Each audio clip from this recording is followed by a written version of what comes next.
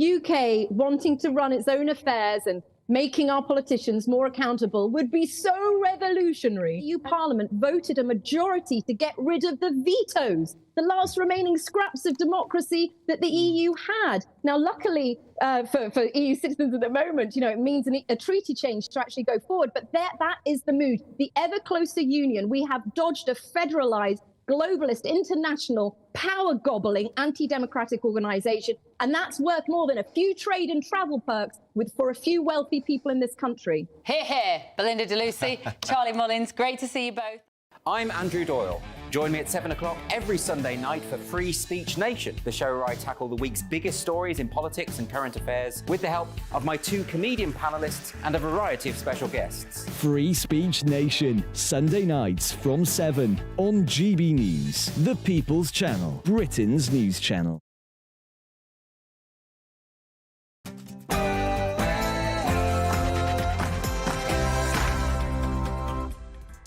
Hello, good afternoon and welcome to GB News on TV, online and on digital radio. I'm Nana Akua and it's just coming up to 3 o'clock. And for the next few hours, me and my panel will be taking on some of the big topics hitting the headlines right now.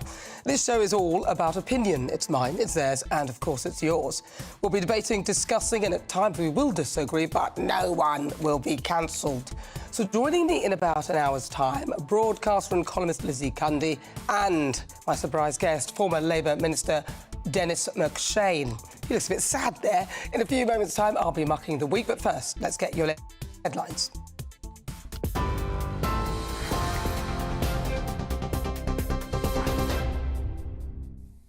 Good afternoon, I'm Pip Thompson in the GB Newsroom. GB News can reveal that around 15 migrants have been rescued after crossing the Channel in a stolen French fishing boat.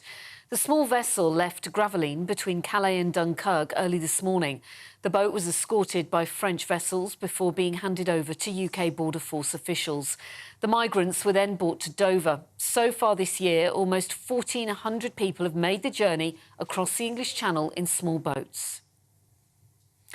Police are searching part of the River Thames in central London for the body of chemical attack suspect Abdul Azidi. A police boat earlier circled between Vauxhall and Chelsea bridges, with the Met Police saying they began shortly after low tide just before 9 a.m.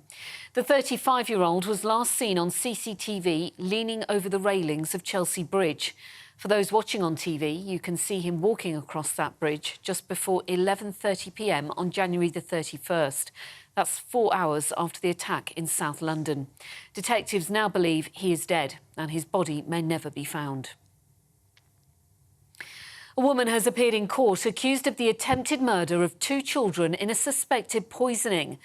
38-year-old Gillamol George was arrested after emergency services were called to a house in Uckfield in East Sussex at 6:30 on Thursday morning over welfare concerns. Police say 2 children, aged 9 and 13, and a 38-year-old woman were taken to hospital for treatment. George was charged with 2 counts of attempted murder and 2 counts of administering poison with intent to endanger life or inflict grievous bodily harm. She'll appear in court again on the 8th of March. Pro-Palestine protesters have been removed from a Barclays bank on the High Street in Birmingham after staging a sit-in. 7 people were seen lying down inside the bank with Palestinian flags and placards saying "Stop the genocide." It's been reported that one man, angered by the protest, was seen banging on the glass doors of the bank and tipped over the protesters' table outside the entrance. We understand no arrest was made. Well, 3 people have been killed after a car was hit by an apparent airstrike in Gaza's southern city of Rafah. The Palestinians are claiming it was carried out by the Israeli military. You can see here the aftermath of the attack, which happened earlier today. Medics say a separate strike by Israel overnight also killed 17 people in Rafah. The strike comes after Israel's Prime Minister Benjamin Netanyahu announced a plan to evacuate civilians from the crowded southern Gazan city and to defeat the last Hamas fighters there. The US has said it won't support any military action in Rafah without protection for civilians. Large parts of England could face travel disruption later and some flooding as heavy rain hits. The Met Office has issued a yellow weather warning for rain, which covers, well, from Newcastle and its surrounding areas down to East Anglia, along England's east coast. This comes into force at 7 o'clock tonight and lasts until midday tomorrow. Another warning covering much of Cornwall as well as parts of Devon and Somerset starts at 6 p.m. today. The British Medical Association has offered to call off strikes later this month if NHS bosses give permission for further time for negotiations. The industrial action was announced yesterday after the BMA said the government had failed to meet the deadline to put an improved pay offer on the table. Thousands of medics plan to strike in England for 5 days from February the 24th until February the 28th. But now the Doctors' Trade Union has written to NHS leaders urging a longer time frame for pay talks to take place. The BMA has been asking for a 35% rise, which has been rejected. Royal Navy aircraft carrier HMS Prince of Wales is set to set sail this weekend. The £3 billion vessel will take over the lead of the largest NATO exercise since the Cold War. The announcement comes a week after its sister ship, HMS Queen Elizabeth, was forced to cancel its deployment because of an issue with its propeller shaft. The setback came 18 months after HMS Prince of Wales itself broke down off the Isle of Wight when it suffered a similar malfunction. The Ministry of Defence has not confirmed if the ship will take over all of its sister ships' scheduled duties. Are you an Elton John fan, a super fan? Well, nearly 1,000 items from his former home in Atlanta are up for sale in New York. Maybe you've always dreamed of playing Daniel on the music legend's Yamaha grand piano, climbing into his 1990 Bentley two-door convertible maybe, or getting your hands on his stage costumes and platform boots. The Christie's auction takes place later this month. It is set to bring in more than £7 million. I'm still standing better than I ever did. The best song. For the latest stories, sign up to GB News Alerts by scanning the QR code on your screen or go to gbnews.com/alerts. Now it's back to Nana.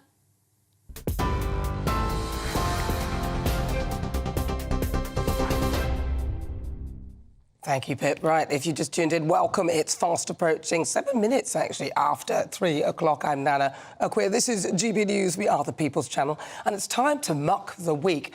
And what a busy one it's been. OK, so this week, and I'm deciding to focus my muck of the week on just one topic because my blood boiled as Keir Starmer made political capital to mask his deeply offensive inability to determine what a woman is, and I'm still furious.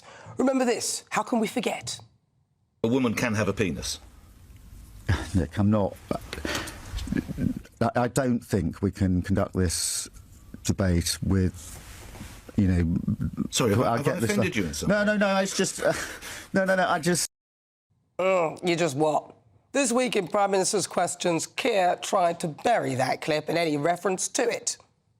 It's a bit rich, Mr. Speaker, to hear about promises from someone who's broken every single promise he was elected on. I think I counted almost 30 in the last year. Pensions, planning, peerages, public sector pay, tuition fees, childcare, second referendums, defining a woman. Although in fairness, that was only 99% of a U-turn. The list goes on, but the theme is the same, Mr. Speaker. It's empty words, broken promises, and absolutely no plan.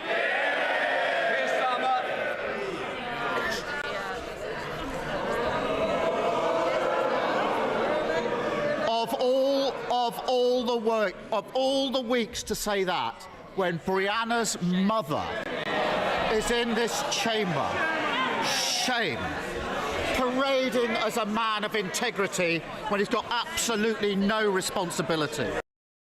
Well, I'm not sure. I think he's the one with no responsibility right now, not really until he's elected, if he does become Prime Minister. But people keep saying that Rishi should apologise for his joke. But it wasn't a joke, was it? If only it were. But it's true, Keir couldn't define a woman and said 1% of us have penises. Ridiculous. And in any case, House of Commons rules are that you cannot play to the public gallery. The rule is that MPs are expressly prohibited from referring to persons in the public gallery in such as a way as to seek to intimidate or influence the debate, which is exactly what Keir appeared to be doing. And it turns out that Brianna's mother, Esther, wasn't even in the gallery at that time anyway. Are we to draw from this that Sir Keir Starmer should not be reminded of his failings, which is what Rishi was doing, reminding him of his failings? Can we no longer utter the reality that Keir failed to determine what a woman is in the political arena for fear of, I don't know, losing favour, or it would appear perhaps hurting feelings? But what about the feelings of women, adult human females, which he did eventually admit a woman is? My heart goes out to Brianna's mother, Esther, who has shown incredible courage. And I wrote a piece in the Mail agreeing with her notion that under-16s shouldn't be given smartphones. But that doesn't change the fact that Sir Keir Starmer claimed to not know what a woman is, and it was just another legendary U-turn. Here he is squirming about his green energy pledge. This government has done huge damage to our economy. Every family knows that. They've had to adjust their plans. We've now had to adjust our plans. And I think the British public appreciate us being straight and saying because of the damage that the Tories have done to the economy, we can't now do everything that we wanted to do. I'd much rather be straight with the British public than make a promise that I can't keep. Yeah, come on. It's just completely ridiculous, that one, and totally unaffordable. Making political capital to try and silence your critics is something that Keir does well. Listening to some commentators, you'd think that Rishi was wrong and had spoken out of turn. But where would we be if politicians couldn't speak openly about this? You can't avoid subjects just because, tragic though it is, there is someone watching who might get offended, particularly when you're telling the truth. I know what you're doing, Keir. You're using a tragic circumstance to try to demonise Rishi Sunak and anyone who dares to remind you of your ridiculous comment. If Rishi apologises, what Keir would have effectively done is silence the voice of women. I'm not having it. A woman is an adult human female, and you, Keir, were too spineless to acknowledge this. I will never stop reminding you.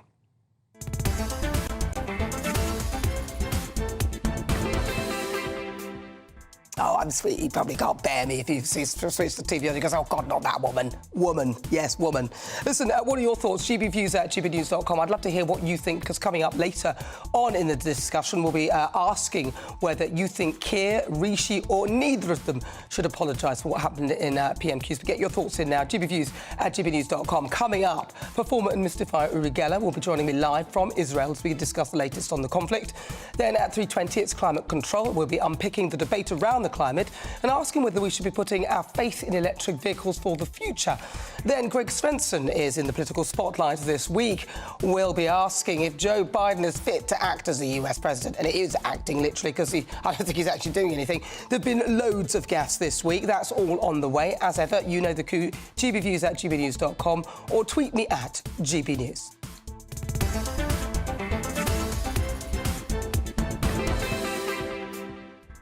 Now, just a reminder, you're not going to want to miss this. Prime Minister Rishi Sunak is going to appear exclusively on GB News in our People's Forum. It's an hour-long Q&A on issues that matter most to you. Let's hear what he has to say. Hi, Rishi Sunak here.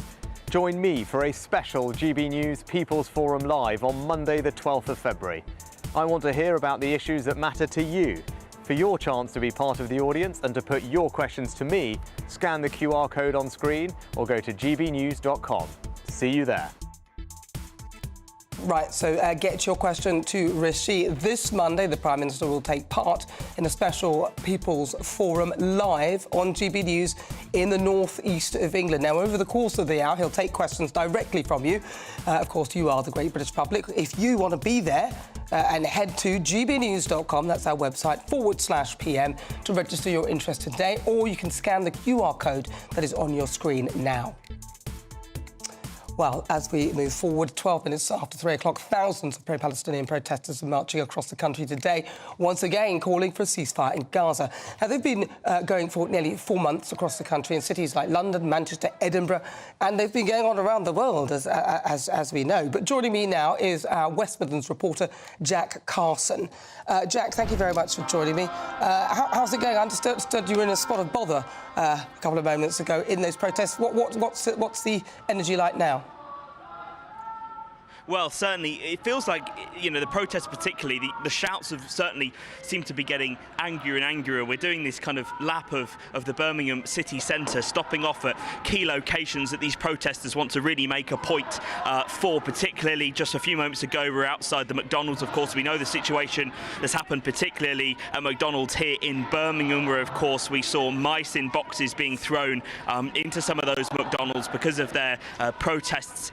These Palestine protesters saying that, of course, McDonald's are helping to fund the war currently between Israel and Hamas. But also, as well, we've seen a sit-in protest today in Birmingham at the Barclays Bank, where 7 people were basically doing what they call a lie-in inside, draping themselves in the Palestinian flag, and also kind of having their signs and their placards saying things like "Stop the Genocide." There was a negotiation between the West Midlands Police and those protesters, and they were able to then remove them from the bank, but the bank had no choice today but to close because of the customers just not being able to get in with the protests that were outside that bank today. They say the Palestinian Solidarity Campaign, they say that's because they have research, they claim, which says that Barclays are putting billions of pounds worth of funding into loans and writings off of kind of different kind of companies which they say are providing things like military technology to the likes of Israel for their continuation, of course, in their war against Hamas.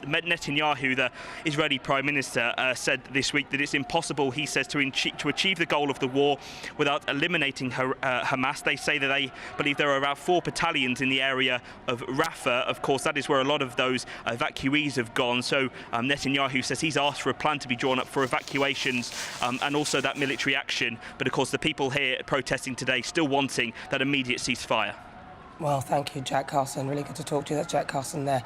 He's our West Midlands reporter live at a pro-Palestinian protest. Well, joining me from Israel to discuss the conflict is Mr. Fire Uri Geller. Uri, thank you very much for joining me. So talk to me. What's happening around where you are and what's going on? Okay, it's really surreal because I just heard you speak about penises. So from penis, I'll move to nuclear bombs. I'd like you to hear this carefully, Nana. Just 2 days ago, one of the biggest media celebrities in the United States, maybe you've never heard of him, his name is Tucker Carlson. Tucker Carlson interviewed Vladimir Putin, and listen, over 200 million views within 24 hours, 200 million. This handed a massive propaganda victory to Putin. But what your viewers have to understand is that Russia is one of the main destabilizing forces in the Middle East. Now, let me explain why this is important for your viewers to know. Iran could not be doing the aggressive things it is doing without the support of its biggest ally, Russia. Russia protects Iran and supports Iran economically and militarily. You know, the kamikaze drones which Russia attacks Ukraine with come from Iran. It is no secret. It is absolutely no secret. And in return, Russia supplies Iran with missile technology, fighter planes, and one of the most advanced air defense system in the world. Now, Nana, do you remember last time I showed you the spoon that belonged to the Shah of Iran, who was exiled? I believe I also showed you this spoon, this, which belonged to Putin. That's a spoon he's putting in his mouth. I have connections. Now, very important, Russia also protects Iran's nuclear weapons program. How? By using its veto at the United Nations, and it also has given Iran billions of dollars. By the way, by illegally buying Iranian oil, these billions of dollars go to Iran's nuclear program. They go to Iran's friends, the Houthis, to Hamas, to Syria, to Hezbollah. Russia is basically pulling the strings. It is running rings around the West. Now, I'll finish with this. This is the last thing I want to say, very important. Just days ago, it was reported that it would take Iran just 5 months to produce enough nuclear material for 12 nuclear bombs. Remember, I showed you this last time. 12 nuclear bombs. Now, this comes from a very respected former United Nations weapons expert. Nana, listen, we are heading towards Armageddon. I know it, and I can feel it. And the only way to stop an Iranian nuclear attack is to attack Iran now. You have to cut the head of the snake. I'm finishing. I'm appealing to Rishi Sunak. Look at my eyes. Look into my eyes, Rishi. I'm appealing to Joe Biden. I don't know how much Joe Biden is going to get into his head, but I'm trying. Joe Biden, listen. Benjamin Netanyahu, listen to me. Look into my eyes. Bomb Iran. Oh, we've lost you. We lost Uri on the most important bit. But anyway, well, I don't know whether we wanted to hear that because it did sound worrying. But that was Uri Geller. We just lost his signal there, so I can't tell you what he was going to say, unfortunately. But I'll tell you what, stay tuned. Loads more still to come. Just coming up to 20 minutes after 3 o'clock. This is GB News on TV, online and on digital radio. I'm Nana Akua. Still to come, political spotlight. Republicans oversee UK Chair Greg Svensson will be joining me to shine a light on the political process across the pond. But next up, it's climate control, where we unpick the debate around the climate as the clash over electric cars continues. Are EVs the future? This is GB News. I think the most exciting bit for me is talking to people. People who I think are ignored often by the major news channels. We're going to give news they want to hear. There's a voice there that needs to be heard. I think there's a chance here for a diversity of opinion to be expressed, which you don't find elsewhere. It's really exciting. We don't hold back. We're free to say how decisions that are taken here affect us all around the country. Only on GB News, the People's Channel, Britain's news channel. Good afternoon, Britain. Weekdays from midday. Elon Musk has announced that the first patients to receive a groundbreaking brain implant from Neuralink is recovering well. This is all a bit odd. The product, called telepathy, uses a robot to surgically place a computer chip in a region of the brain that controls movement. Yes, Elon Musk says that the first goal is to enable people to control a phone or a computer just by thinking. He says that initial tests show promising signs of brain activity, meaning that patients with paralysis could one day overcome their conditions. Not sure about this one. Joining us to discuss this breakthrough is applied futurist Tom Cheesewright. Tom, this sounds, well, slightly terrifying. I certainly think a lot of people will be thinking this is something out of a sci-fi horror rather than reality. But this is a technology that's been a long time coming. We've been developing direct brain-computer interfaces for a long time, mostly for the sort of therapeutic reasons that are the initial goal, at least, of Elon Musk's Neuralink, to allow people who are perhaps quadriplegic to have direct control via their brains of initially a smartphone and maybe ultimately artificial limbs or a wheelchair. It does seem fascinating how quickly this technology is moving on. I saw demonstrations perhaps a year or two ago of people playing a very simple Pong game just by thinking, moving sort of one line on a screen up and down.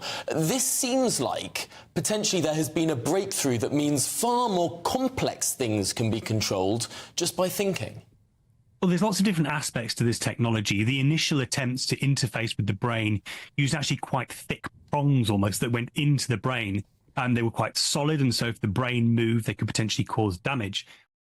I'm Christopher Hope. And I'm Gloria DiPiero, bringing you PMQ's Live here on GB News. Every Wednesday, we'll bring you live coverage of Prime Minister's questions when Rishi Sunak and Sir Keir Starmer go head-to-head in the House of Commons. We'll be asking our viewers and listeners to submit the questions that they would like to put to the Prime Minister, and we'll put that to our panel of top politicians in our Westminster studio. That's PMQ's Live here on GB News, Britain's election channel.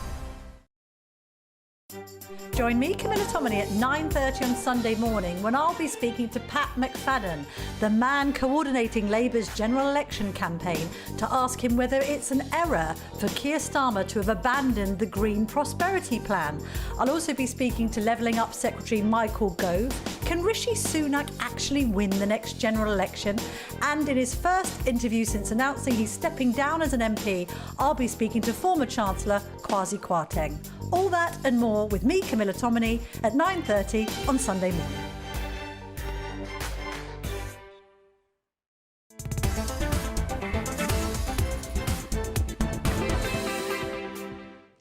Good afternoon, 23 after 3. This is GB News on TV, online and on digital radio. I'm Nana Akua. We are the People's Channel. It's now time for Climate Control, where we unpick the debate around the climate. Actor Rowan Atkinson was blamed this week for low electric vehicle sales after he called electric cars soulless. His comments were mentioned in the House of Lords debate on the issue, with other common complaints being that EVs are heavy, expensive and don't have enough charging points. So are electric vehicles the future? Well, I'm joined now by Donica McCarthy, climate columnist for The Independent, and property expert Russell Quirk. Hi, Donica. Good afternoon, Nana. I remembered it like Monica. See, that's how I got it. Right, Donica, I'm going to start with you. Are these cars the future? Absolutely. We've just celebrated Britain passing the 1 million point sales for EVs. There's now 1 million EVs on our sales from a really low point just 5 years ago. We have also the really exciting thing, because there's been a real issue with second-hand EVs creating that market. That market has expanded 90% in the last year. The report that you referred to from the House of Lords, they say that over its life cycle, EVs are now cheaper than ICE vehicles, than petrol vehicles. How long does an EV last then, its life cycle? Because my little car, little C1, 185,000 miles on the clock. That's pretty good. I know, exactly, but it's still going. Sure. That's like about 11 years old. How long will an EV last? One of the interesting things about EVs is that when you buy your ICE car, it gets a 3-year guarantee. ICE car? In internal combustion engine jargon. Sorry. Ah, right. That's petrol car. One, yeah. It's a nice car. Okay. ICE, not nice. Nice. It is nice. So anyway, so you get a 3-year guarantee. When you buy an EV, you get an 8-year guarantee on your battery, and up to 100,000 and over 100,000 miles guarantee for the first 100,000 miles. So they estimate that the average battery will be around 15 to 20 years. But I didn't hear they could do 100,000 miles. Could you get 100 miles? I thought the average was about 80, 70,000. Well, not many have yet. Look, the question, are they the future? No, they're the motoring equivalent of a chocolate teapot, frankly, Nana. They are useless. They are hopeless. And it's not just me that thinks that. It's the market. Despite what Donica says, the market, in terms of market share of electric vehicles, has stalled completely over the last 12 months or so. So market share of electric vehicles is still only 16% of all vehicles sold, no matter what the government do in terms of throwing subsidies and tax breaks and so on. The problem with electric cars now, and actually I don't know how long we've got, but there are many.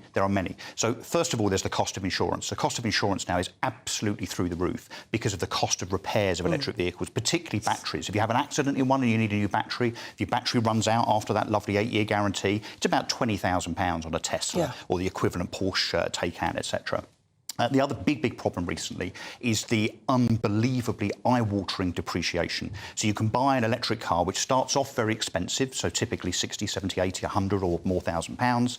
There are certain models of car now that in year one, on the electric side of the spectrum, are depreciating by up to 40% in year one. So you buy a car at 100k from Porsche or from Tesla or whatever, you will lose potentially £40,000 in the first year. But don't they say that about petrol cars as well? If you buy a new petrol car... Not the equivalent. And then you've also got the other issues, of course, around range, charging, infrastructure. The fact that we see these hideous stories of, at busy times, bank holidays, for instance, people queuing up in their electric cars, 5, 6, 7, 8, 9, 10 cars deep, waiting for a charger, because, of course, it takes ages to charge that vehicle.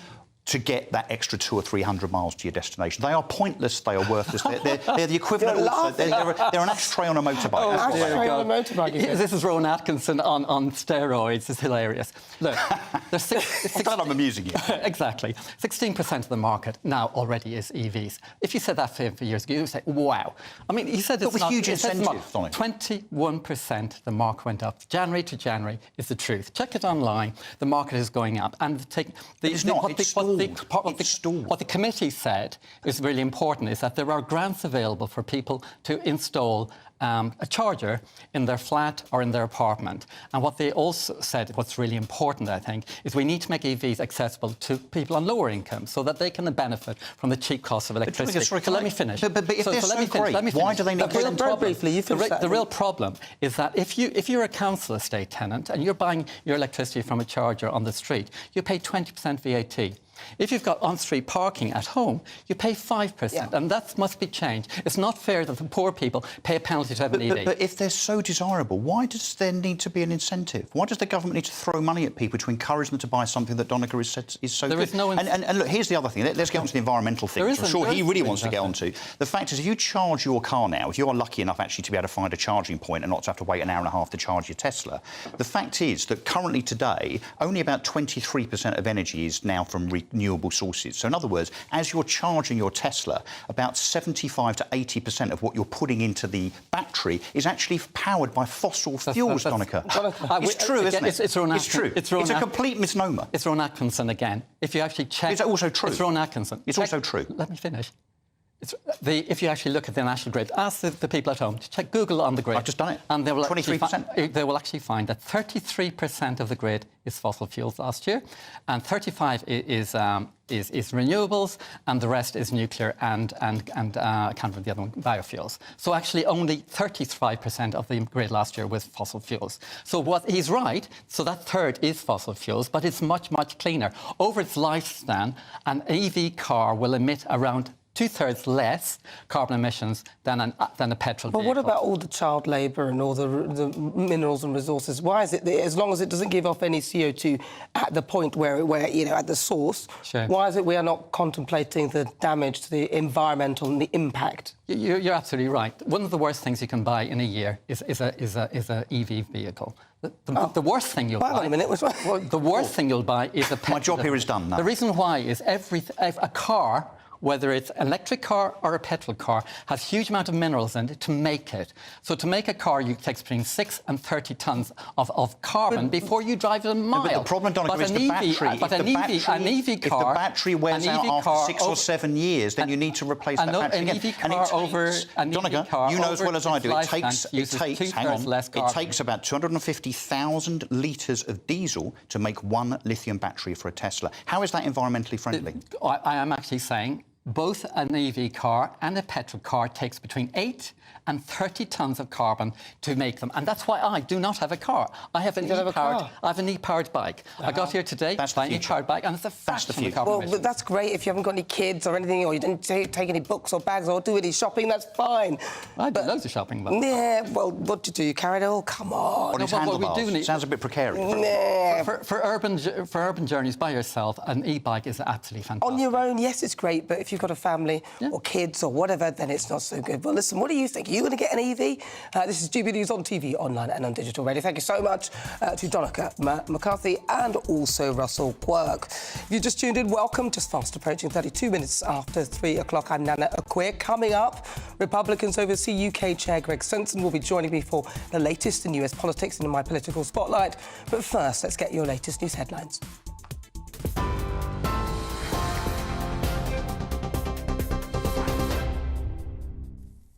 3:30 from the GB Newsroom. I'm Sam Francis. The headlines this hour. GB News can reveal around 15 migrants have been rescued after crossing the English Channel in a stolen fishing boat. The small vessel left the French coast between Calais and Dunkirk earlier this morning, and the boat was handed over to UK Border Force officials. The migrants were then brought to Dover. So far this year, almost 1,400 migrants have made the journey successfully across the English Channel in small boats. Police are searching parts of the River Thames in central London for the body of chemical attack suspect Abdul Azidi. Earlier, a police boat was seen circling between Vauxhall and Chelsea bridges, with the Metropolitan Police saying that they began that search just after low tide at around 9 o'clock this morning. The 35-year-old was last seen on CCTV leaning over the railings of Chelsea Bridge. And for those watching on TV, you can see that latest footage of him walking across the bridge. That was just before 11:30 p.m. on January the 31st, 4 hours after the attack in South London. Well, detectives now believe that he is dead and that his body may never be found.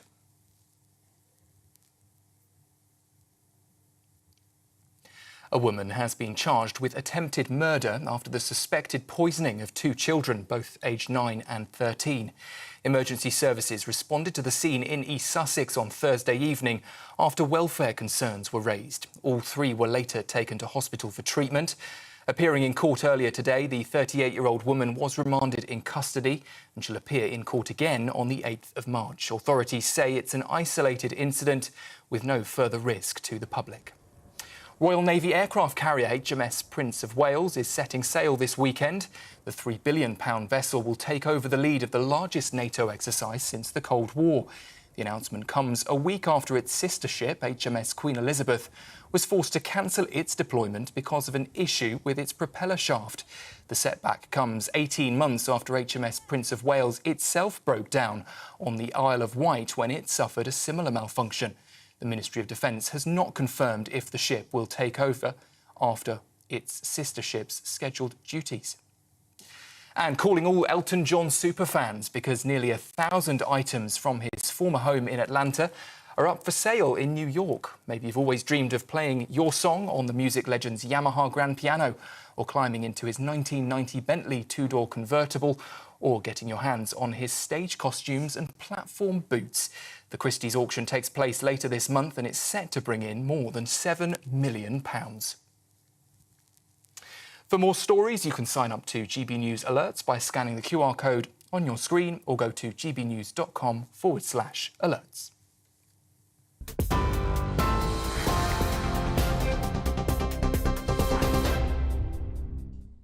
Thank you. This is GB News. Next, is the countryside racist? Femi Nylander will be joining me live to discuss. Don't go anywhere. In the GB Newsroom, we bring you the news as it happens. With our team of dedicated journalists across the UK, we're ready to give you accurate reporting every day. When the news breaks, we'll be there with bulletins on GB News, the People's Channel, Britain's news channel. Lee Anderson's Real World, Fridays from 7 p.m. Dr. Jane Jones, who's the clinical lead for Care After Combat. Yep. Jane, thanks for coming. And just tell me a little bit about your organisation. What do you do? OK, well, thank you for having me here so we can talk about Care After Combat. So we are an organisation, a charity, who work into the prison system, working with military veterans who've somehow got involved with the justice system. And so there's quite a high population of ex-servicemen and women in our prisons. Why is that, do you think? So 2014, the government did a review of who was resident in UK prisons, and what they found were that military veterans are the highest occupational group, and this obviously raises some concerns. Yeah. So the government wanted to do something about that, and so they supported Care After Combat initially just as a scoping exercise, really, to see if there was any way we could help these men and women actually, understand the problems that led to offending behaviour and go on to lead successful lives. So what sort of offending behaviour are we talking typically for people that's in prison that's actually served in our armed forces? Primarily, it's violence. Yeah. So that is the highest offence that we work with. Okay. But of course, the military, as with everybody else, it's the full range of offending behaviour. OK, so we're in a pub, Jane, Dr. Jane, and I guess for some people, the odd tip of alcohol is good, a bit of fun of a weekend, relax, let your hair down. But for some people, alcohol is not always their best friend, and I guess that plays a part in some of your veterans that end up inside. Yeah. Absolutely. So, speaking from my own experience, a good 2/3 of the people I work with have some kind of mental health problem or mental health difficulty, struggling to either adapt into civilian life or with some of the traumas they've experienced during service. People might self-medicate with alcohol to manage some of those thoughts and feelings. Yeah. Your weekend starts here with Friday Night Live with me, Mark Dolan, 8 till 9 on GB News.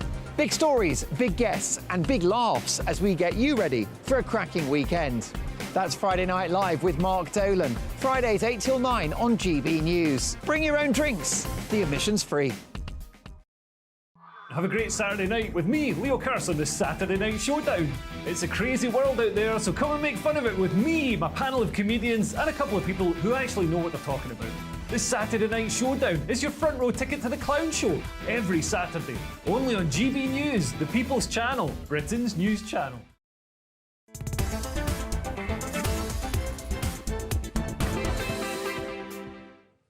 Good afternoon if you just tuned in. Where have you been? It's just coming up to 39 minutes after 3 o'clock. This is GB News. We are the People's Channel. I'm Nana Akua.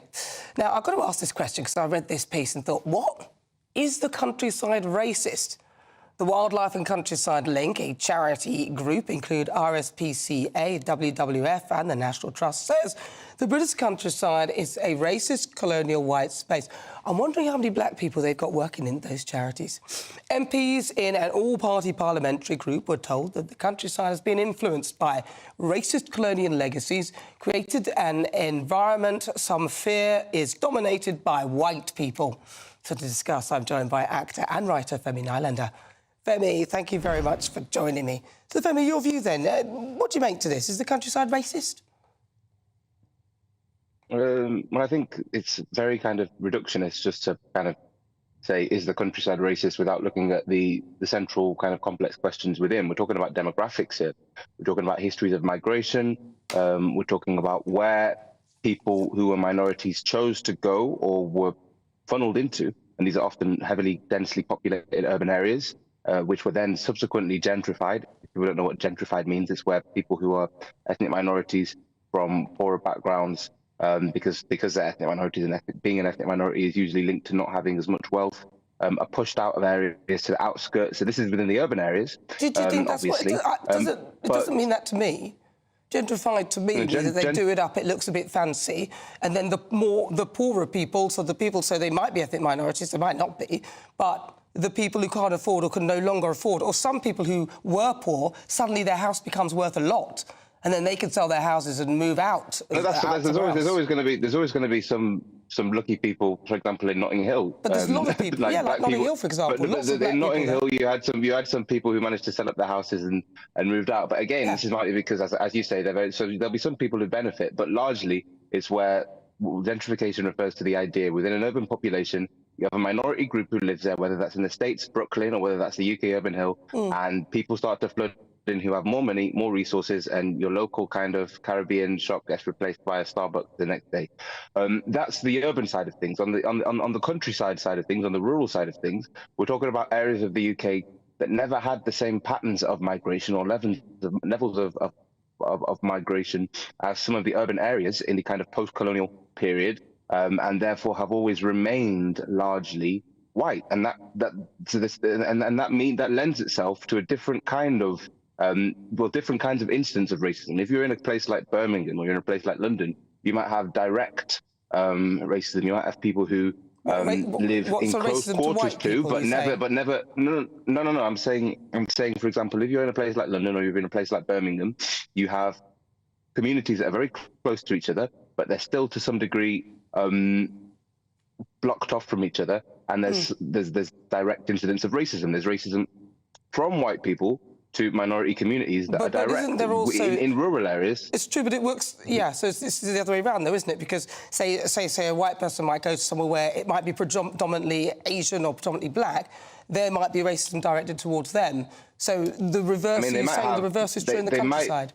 Well, the idea of racism. It comes with a degree of power. It comes with a degree of being the dominant group. You might have some level of exclusion. You might have some level of feeling as though you're not welcome in that community, and that's possible. But generally, within urban communities, the poorer, less well-off, people who are more likely to be in social housing, people who are less likely to be in good schooling, are going to be the ethnic minorities, and they're going to be living side by side or in a similar areas. So Canary Wharf is right next to some of the poorest places in London, right?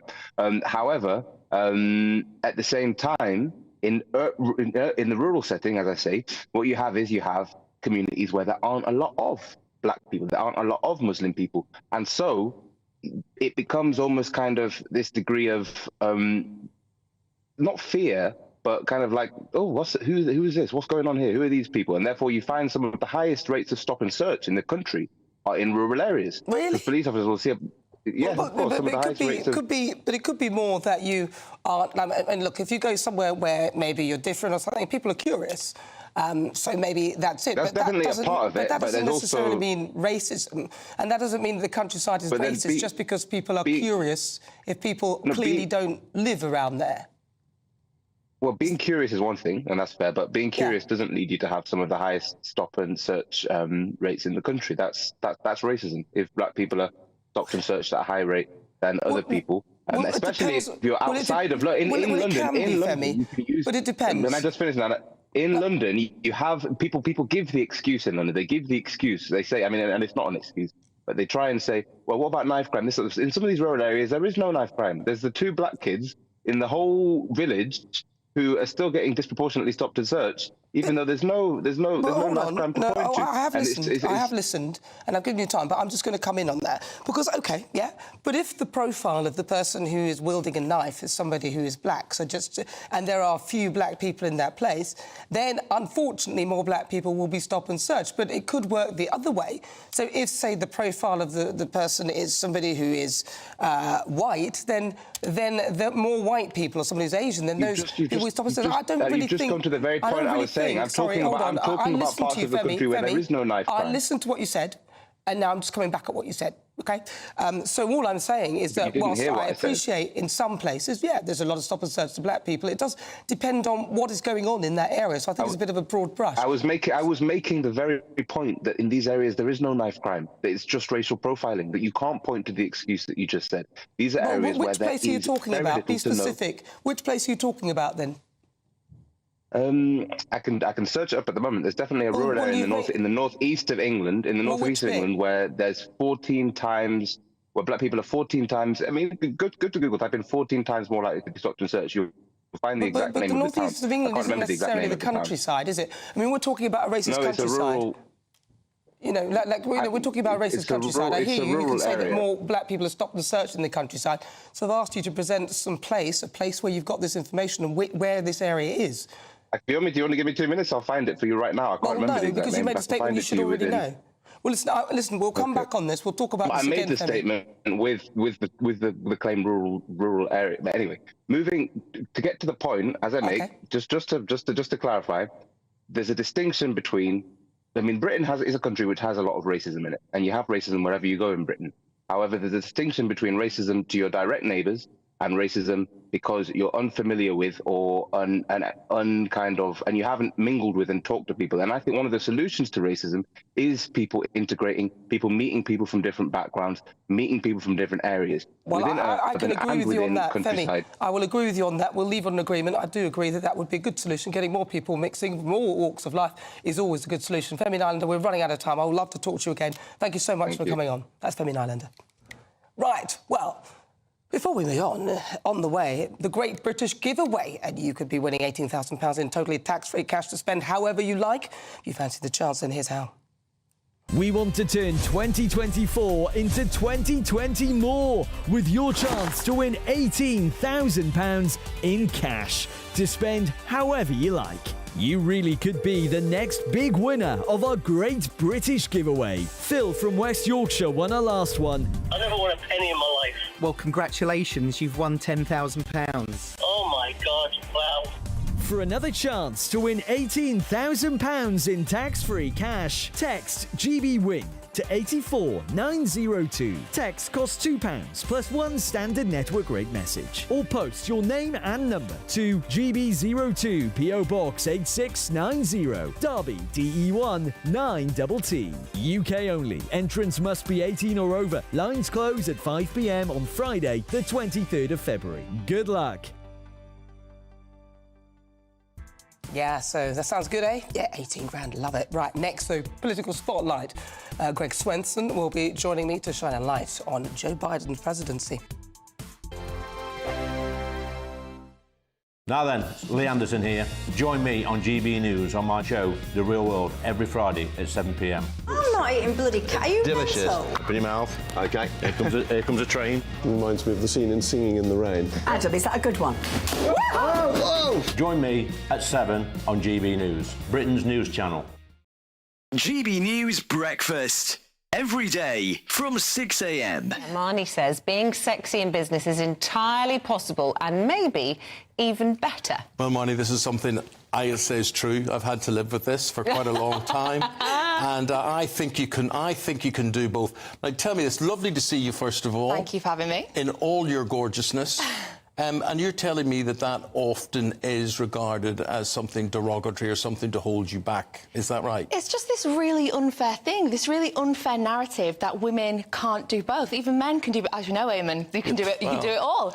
And I just think, you know, women are so multifaceted. They can be mothers, they can be sexy, they can be businesswomen, they can be silly, they can be all these different dimensions. And this press push that we have to limit ourselves to one category, it's just unfair. But do you think that is where some people may be wrong-footed or go wrong to underestimate you? Exactly. There is that saying, disarm with charm. So, you know, that there is that idea that people do look at someone who cares about how they look, who's perhaps a bit feminine, and underestimate them. But hopefully I proved that wasn't the case in the boardroom. And thank goodness for Karen Brady. She's definitely upped the glam stakes on the show. And if anybody can prove that you can be sexy and successful in business, I suppose it's her, really. But where do you think most of the criticism comes from? Because I have to say, hard to believe, but when I was younger, I certainly got a bit of this at my old employer, being told that I had to dress a certain way, not to be too sexy, which I found hugely you were told this by women. I was told this by a female boss who didn't like me wearing zips on the back of my dress. Not just me, but some of the other presenters there. And I took such offence. I felt like she thought that I was some sort of, I don't know what. Do you take offence when people are criticising you, that, you know, in some way they think you're, I don't know? There's just no right answer. And as we said, I think Karen Brady is doing an excellent job at leading the charge that you can be glamorous and get the job done. GB News, unlike other broadcasters, isn't obsessed with the London-Westminster bubble. We think there's a nation beyond the M25, and that's why we talk about the issues that matter across the land. Join me on State of the Nation, 8 to 9 o'clock, Monday to Thursday, on GB News. Daisy's listening, and you should too. Wake up to the headlines with Headliners every morning at 5 a.m. We treat you to the day's biggest stories before anyone else, 7 days a week. You can catch up on everything you need to know before you've even had your kippers. Headliners every morning at 5 a.m, only on GB News, the People's Channel, Britain's news channel.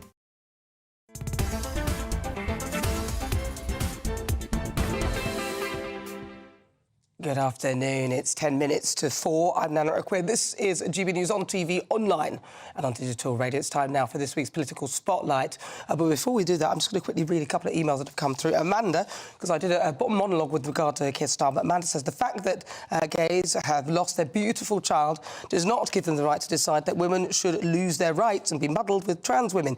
Rishi must not apologise for telling the truth. David said, how can anyone vote Starmer? He's broken every promise he made to get to be Labour leader. I would not believe a word that he said. Barbara says, Nana, you and others at GBN are doing a fine job in exposing how opportunist Starmer is, showing the clip. I listened to the House of Commons, so I'm always well informed, and there was no bad intent in Rishi's comment towards Guy's family. And now I'm going to read this final one from Marion. It's Keir Starmer who should apologise for his behaviour, so everyone thinks Keir should apologise. When in Parliament he singled out the poor girl Brianna's mother, who was murdered by the awful couple when her mother appeared in the gallery in Parliament. He deliberately names people very often that he thinks are going to get him sympathy vote, and he's playing on the emotions of these poor people. Yeah, he does often tell stories and talk about his people, and it's so true. gbviews@gbnews.com. If you disagree, I'd love to hear. But right now, joining me to shine a light is Greg Svensson. He's the chair of Republicans Overseas UK. As this week, President Biden landed himself in hot water after appearing to mix up the president of Egypt with the president of Monaco. As you know, initially, the president of Mexico, Sisi, did not want to open up the gate to allow humanitarian material to get in. I talked to him. I convinced him to open the gate. Right, Greg Svensson joins me live now. Greg Svensson, you see Joe Biden. What are people seriously considering him running for president again? Come on. There's very few left. I mean, obviously his inner circle they were doing their best to protect him and keep him away from the press, keep him away from the microphone. That was a complete failure on Thursday. You know, the report was damning enough, her report that came out. But what's even worse was the Oval Office speech and the press conference later. It just absolutely buried him. It was a car crash. So there's a lot fewer people in the Democrat Party that want him to run now. And even prior to this whole debacle this week, he wasn't very popular, and most Americans don't want to see him running again. But he did still have an inner circle and obviously complete air cover by the media in the United States. I'm here in New York for a few days. It's a complete riot here. People are just appalled, even people on the left. Yeah, about time, though. Why have they been pretending that he's perfectly sane or stable? We can all see it. I saw it at the beginning when he goes off the wrong side. I just don't understand why people have been pretending that he's OK. Yeah. It's really a crime because this goes back. There was some information in the report going back to 2017. So, you know, Dr. Jill Biden, his wife, and his inner circle should have known better. They knew this was going on. They protected him during the campaign in 2020, you know, keeping him in the basement, as they say here. It's really been a disaster, and it's really cynical and dishonest to have protected him like that, keeping him away from the microphone. And it's come out now, but it's almost too late. You know, there cannot be an open primary process now on the left. So he's going to have to either resign or they pull the 25th Amendment clause on him where his cabinet has him removed because of his cognitive challenges. And then we have President Kamala, and that's no good either. So there's really no good outcomes here. And finally, Greg, because we're running out of time, what does it mean for Trump? Well, obviously, from an electoral perspective, this is great news for Trump. I mean, again, we hate to see it. Nobody wants to see have to take the car keys away from your grandfather. But, you know, this is a really positive in terms of electoral strategy for Trump. The only thing that can get Trump in trouble. So I look forward to speaking to you soon. That's Greg Svensson. Thank you. Right, that's Political Spotlight. Stay tuned. Loads more still to come. Looks like things are heating up. Boxed boilers, sponsors of weather on GB News. Hello there, I'm Jonathan Vautry here with your GB News weather forecast provided by the Met Office. It has been a reasonably dull start to the weekend for many of us, but a few brighter spells further towards the west.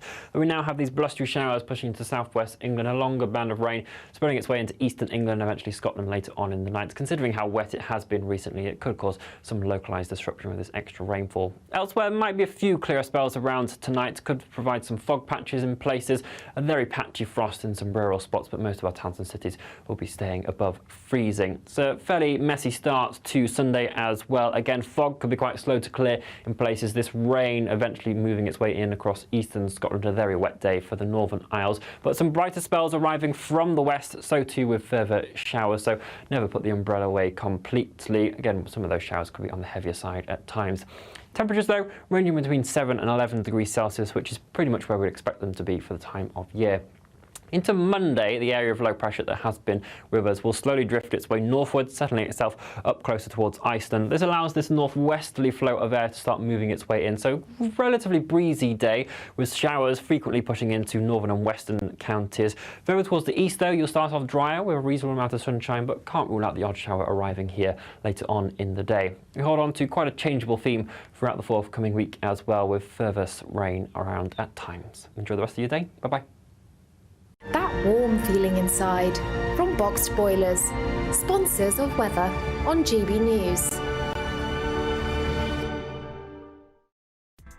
Coming up, I'll be joined by my amazing panel, broadcaster and columnist Lizzie Cundy, also former Labour Minister for Europe Dennis McShane.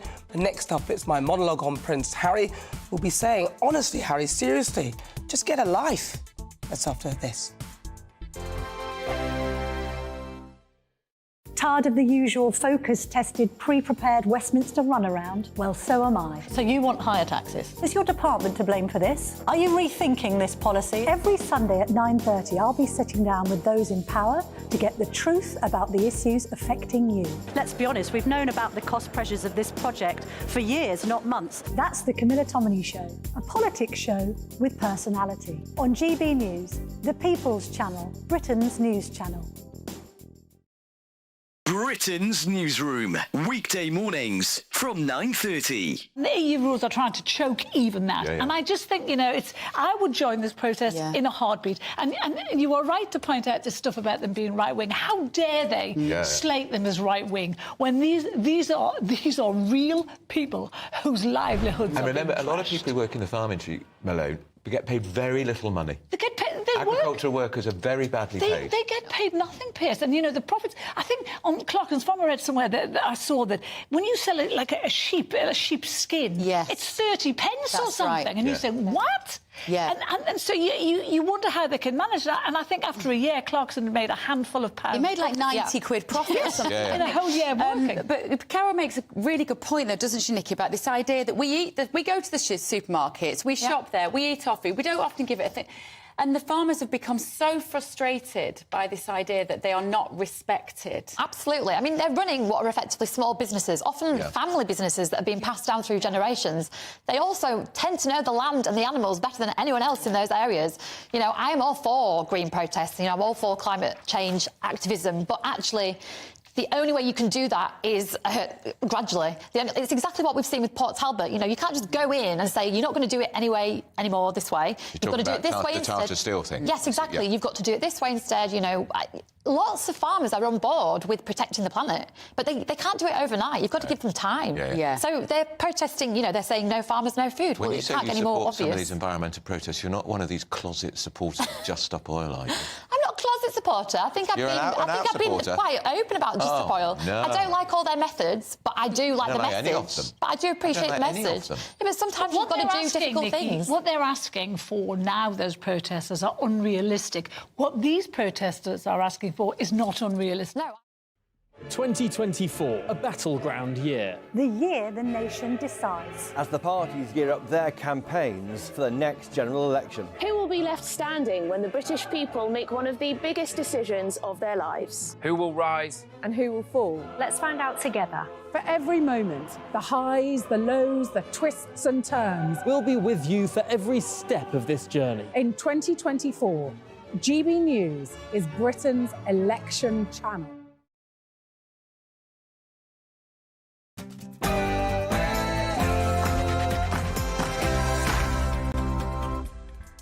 Good afternoon and welcome to GB News on TV, online and on digital radio. I'm Nana Akua. And for the next 2 hours, me and my panel will be taking on some of the big topics hitting the headlines right now.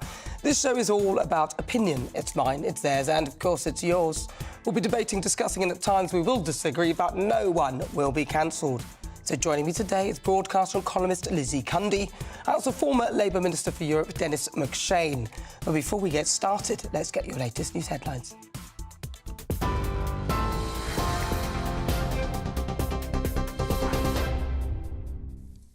Nana, thank you very much. Good afternoon from the GB newsroom. It's just gone 4 o'clock. First to the English Channel, where GB News can reveal around 15 migrants have today been rescued after crossing in a stolen fishing boat. The small vessel left the French coast between Calais and Dunkirk earlier this morning. The boat was handed over to UK Border Force officials. The migrants were then brought to Dover. So far this year, almost 1,400 migrants have made the journey successfully across the English Channel in small boats. Police are searching parts of the River Thames in central London for the body of the chemical attack suspect Abdul Azidi. Earlier, a police boat was seen circling between Vauxhall and Chelsea bridges, with the Metropolitan Police saying that they began that search just after low tide at around 9 o'clock this morning. The 35-year-old was last seen on CCTV leaning over the railings of Chelsea Bridge. And for those watching on TV, you can see Azidi walking across that bridge. It was around 11:30 p.m. on January the 31st, 4 hours after his attack in South London. Detectives now believe Azidi has died and his body may never be found. A woman has been charged today with attempted murder after the suspected poisoning of 2 children, aged 9 and 13. Emergency services responded to the scene in East Sussex on Thursday evening after welfare concerns were raised. All 3 were later taken to hospital for treatment. Appearing in court earlier, the 38-year-old woman was remanded in custody and she'll appear in court again on the 8th of March. Authorities have said that it's an isolated incident and we understand there is no further risk to the public.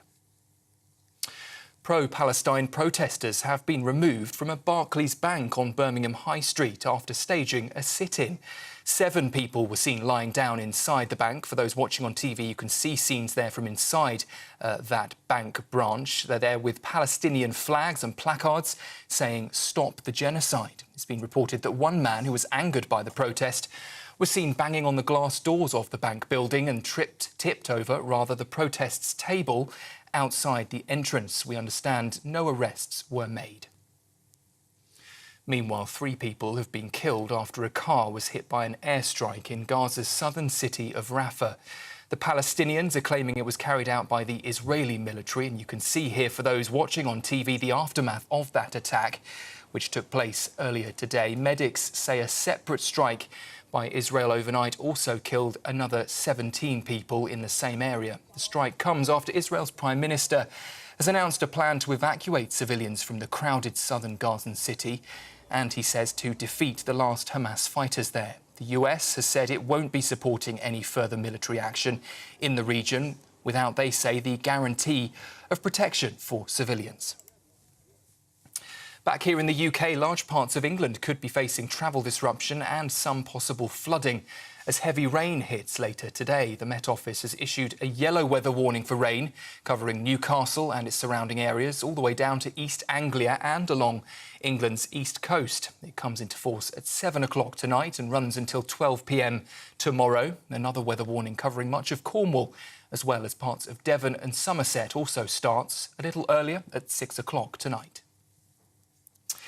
The latest round of doctor strikes that were planned for later this month could be called off if NHS bosses give more time for negotiations. The latest wave of walkouts were announced this week after the British Medical Association said that the government had failed to improve the pay offer. But the BMA has been asking for 35% pay rises, which the government has rejected. Under the current plans, thousands of medics are set to strike in England for 5 days, running from the 24th to the 28th of February. Royal Navy aircraft carrier HMS Prince of Wales is setting sail this weekend. The £3 billion vessel will be taking over the lead of the largest NATO exercise since the Cold War. And it comes a week after its sister ship, HMS Queen Elizabeth, was forced to cancel its deployment because of an issue with its propeller shaft. That's just 18 months after the HMS Prince of Wales itself suffered a similar malfunction. Calling all Elton John superfans, nearly 1,000 items from his former home in Atlanta are going up for sale in New York. Well, maybe you've always dreamed of playing your song on the music legend's Yamaha grand piano, or perhaps climbing onto his 1990 Bentley two-door convertible, or perhaps getting your hands on his stage costumes and platform boots. Well, now's your chance. The Christie's auction takes place later this month, and it's set to bring in more than £7 million. For the latest stories, you can sign on to GB News Alerts by scanning the QR code on your screen, or go to gbnews.com/alerts.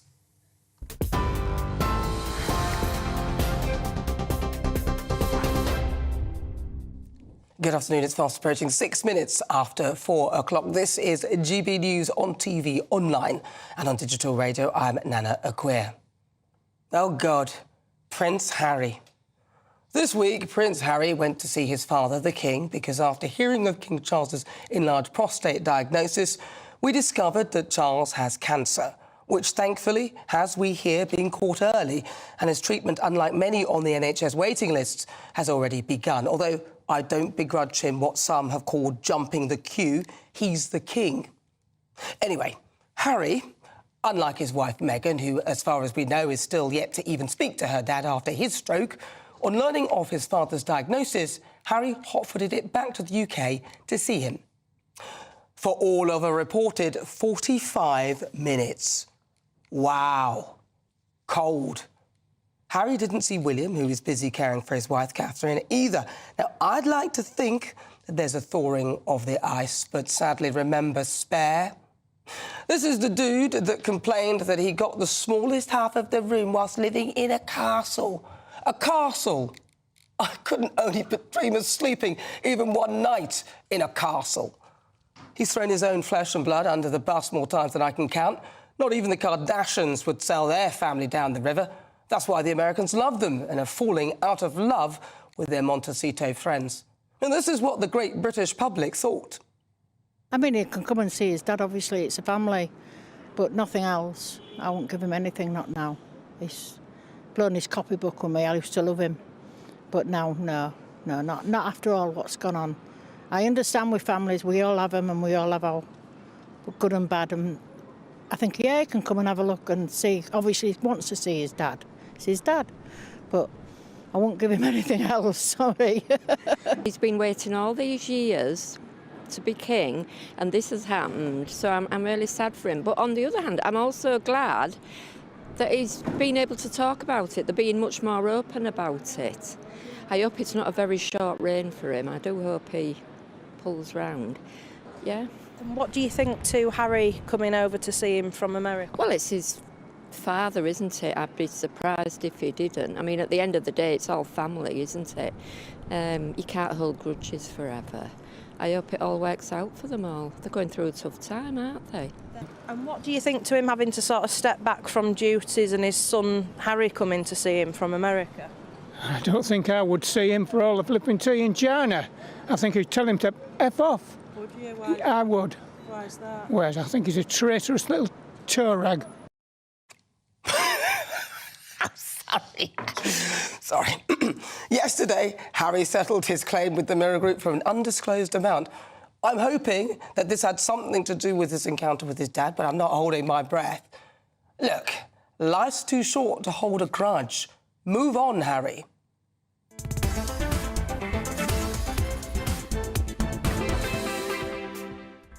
Oh, before we get stuck into the debate, here's what else is coming up today. For the Great British Debate this hour, I'm asking, who should apologise? Rishi Sunak, Sir Keir Starmer, or neither? And this comes as both Rishi Sunak and Sir Keir Starmer landed themselves in hot water after supposedly trans comments at this week's PMQs. I don't think that I wouldn't call them trans comments at all, if I'm fair. Then at 4:50, it's Royal Roundup time. Angela Levin will be joining me with the latest from behind the palace walls. And on the menu, Princess Catherine's recovery from surgery and Prince Harry's flying visits to see his father. Apparently only 45 minutes. And then at 5, it's this week's difficult conversation. Dr. Pam Spur will be live in the studio. She'll be discussing her thoughts on the Harry and William feud and what effects being diagnosed with something as scary as cancer can have on your psychological health. That's coming up in the next hour. Tell me what you think on everything we're discussing. Email gbviews@gbnews.com or tweet me at gbnews.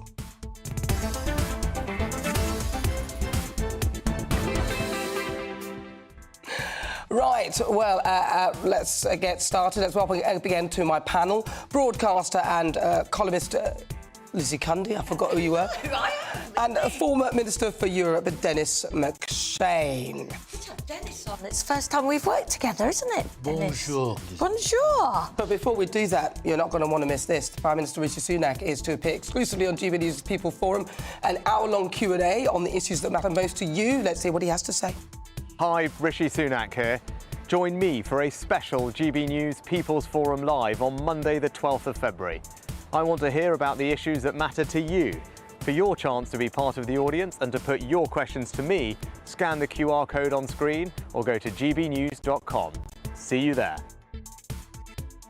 You don't want to miss that. Fabulous, yeah. So that's on Monday. The Prime Minister will take part in a special People's Forum live on GB News in the northeast of England. And over the course of the hour, he'll actually take questions directly from you, of course. So if you want to hear what he has to say or ask him a question, then head to gbnews.com/PM to register your interest today. Or you can scan the QR code that is on the screen. Scan it now. Right, let's bring in the panel again. So I talked about it. What do you think? I'll start with you, the fabulous Lizzie Cundy. Well, I think actually Harry did the right thing getting that flight. I think it was an important flight and it was the best thing he could do. And I have been in Harry's shoes. My father, it was 25 years ago, had a heart attack. I was on the other side of the world. I got on a plane and did exactly the same thing. And sadly, I lost my father. But Harry, I think, did something for once that was right.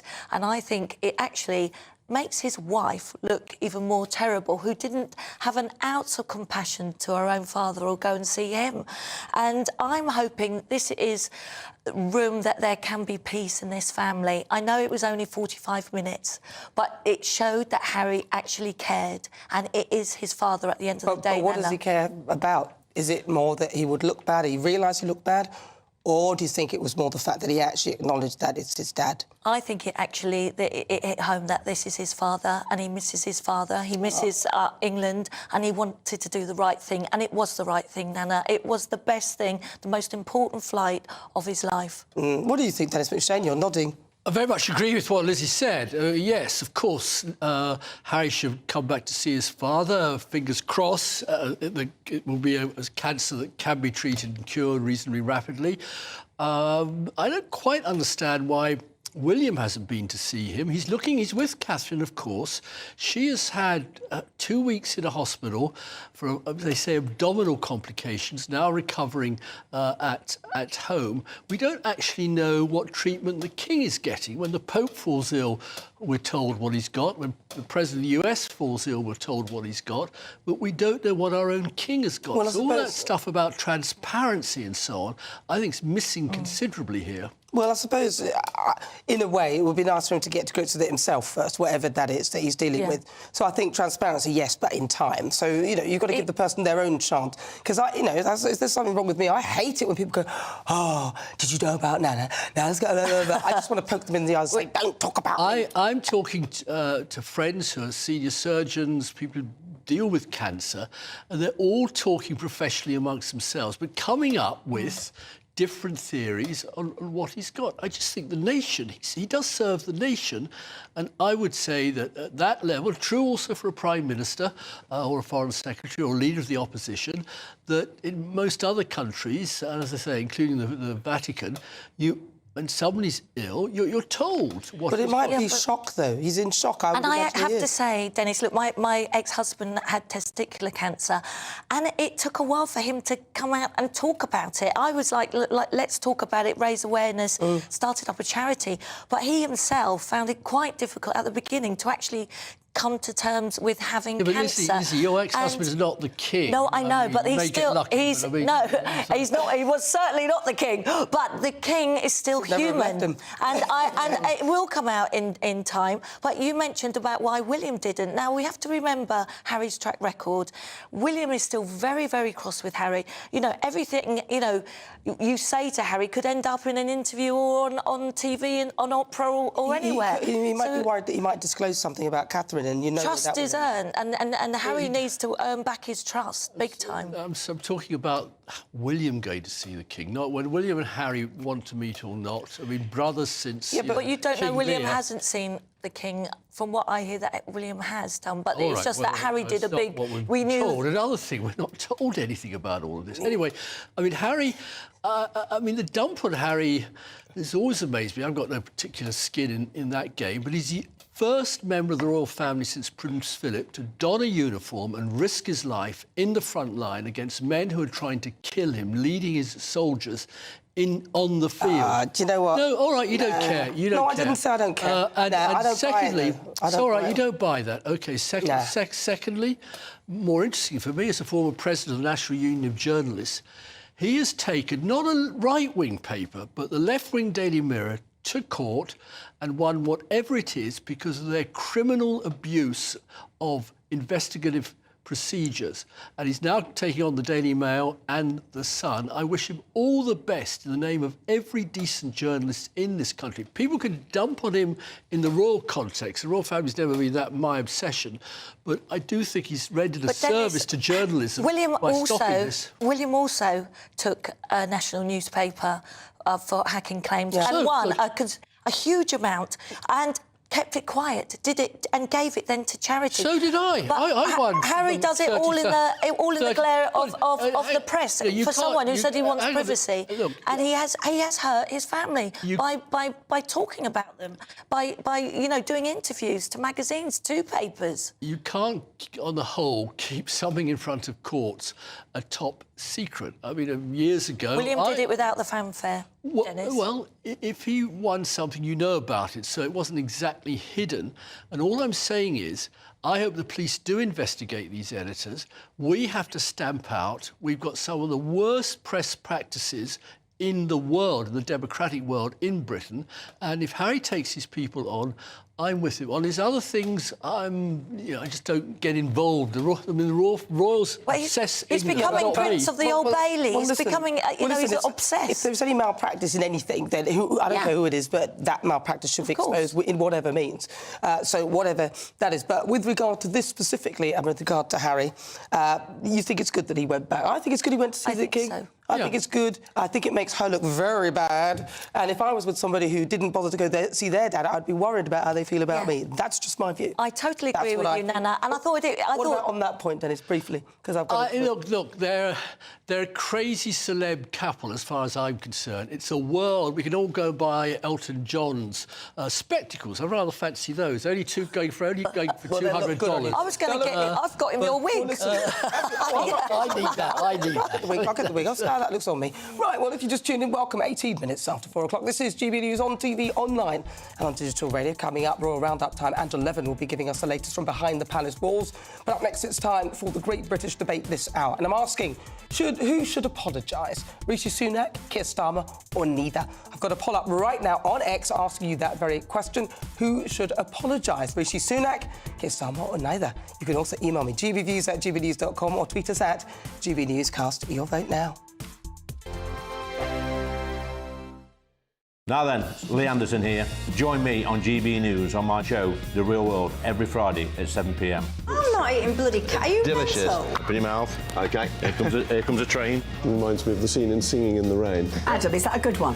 Whoa! Join me at 7 on GB News, Britain's news channel. Martin Daubney.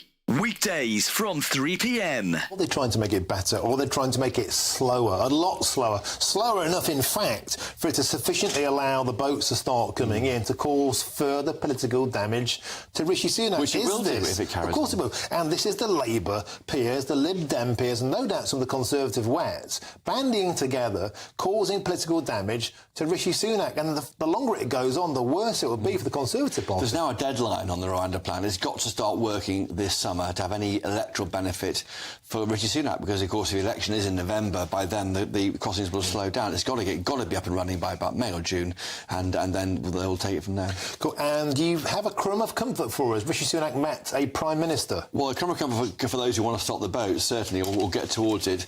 The PM today met Alexander De Croo, who's a Belgian Prime Minister. They've agreed a UK-Belgium law enforcement cooperation agreement. In short, that is a focus on surveillance and information, ultimately, which should help stop the boats. Not many boats make crossings from Belgium, but it's the kind of they can hopefully use law enforcement. These are the kind of deals which Sir Keir Starmer's talking about. If he becomes Prime Minister, he'll do more of these deals with countries on the continent, and this shows that the Tory PM, can do them too. And there may be intelligence sharing of crime gangs that operate within Belgium. As you say, it's a much, much further distance, much more perilous across the North Sea. Very unlikely that people will be leaving in any great numbers from Belgium. But nevertheless, is this of note, or is it a token victory against the backdrop of domestic loss? It's interesting they can do it with Belgium and not do it with the European Union, because so far we've been told the returns agreements can't be agreed with individual countries because they've got the European Union to talk to. Maybe this deal can be mirrored with France, and that might help with better cooperation, because basically after Brexit we're a sovereign country. We have to work on some areas more closely with our European neighbours. When the news happens, it happens here. And really important breaking news. Breaking news this morning. On TV, radio and online, the news starts here on Britain's newsroom. All the biggest stories and the answers that you need from across the UK and beyond. Join Britain's newsroom from 9:30 on GB News. The People's Channel, Britain's news channel. Your weekend starts here with Friday Night Live with me, Mark Dolan, 8 till 9 on GB News. Big stories, big guests and big laughs as we get you ready for a cracking weekend. That's Friday Night Live with Mark Dolan. Fridays 8 till 9 on GB News. Bring your own drinks. The admission's free.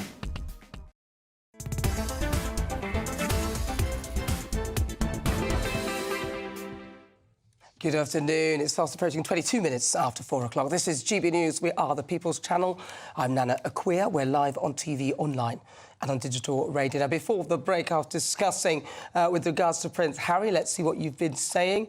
Rosalind says, Harry and Meghan asked to step back, not to be kicked out and cut off. They were set to be the most popular royals. Everybody loved them. That's what happened, Rosalind. They weren't kicked out. They just asked for privacy. They went on Oprah, Rosalind. Do you not remember? OK, anyway, Leon says Harry hasn't disclosed what cancer his dad has or what stomach issue Kate has. I'm hoping the cancer diagnosis has made Harry realise how important family is. I'd rather give him the benefit of the doubt. Yeah, we all would. We all want to see him just, you know, chill out, stop going on about everybody. Terry says some commentators are musing that Charles's diagnosis might be grave. Is it possible that Harry was required to sign an important document? Interesting. And Ian says, Harry did the right thing. We all learn at some point you only have one mum and one dad, and no matter how many problems you have, cherish them whilst they are here. Yeah, you'd think he'd have known that, though, because, of course, he lost his mother at a very young age. But keep your thoughts coming. Thank you so much for those. gbviews@gbnews.com or tweet me at GBNews. It's 23 minutes after 4 o'clock. It's time now for the Great British Debate this hour. And I'm asking, who should apologise? Rishi Sunak, Keir Starmer or neither of them? The Prime Minister is continuing to resist calls to apologise for his comments on Sir Keir Starmer's seemingly inability to define a woman at Prime Minister's questions. When the mother of the murdered transgender teenager Brianna Gay was in Parliament, so she wasn't actually in the gallery, and Keir Starmer wasn't really meant to be referencing or integrating somebody who's in the gallery into what he was saying. The Prime Minister also accused the Labour leader of using Brianna's murder to distract from his U-turns. But Sir Keir, as well as Brianna Gay's father, have called on him to apologise.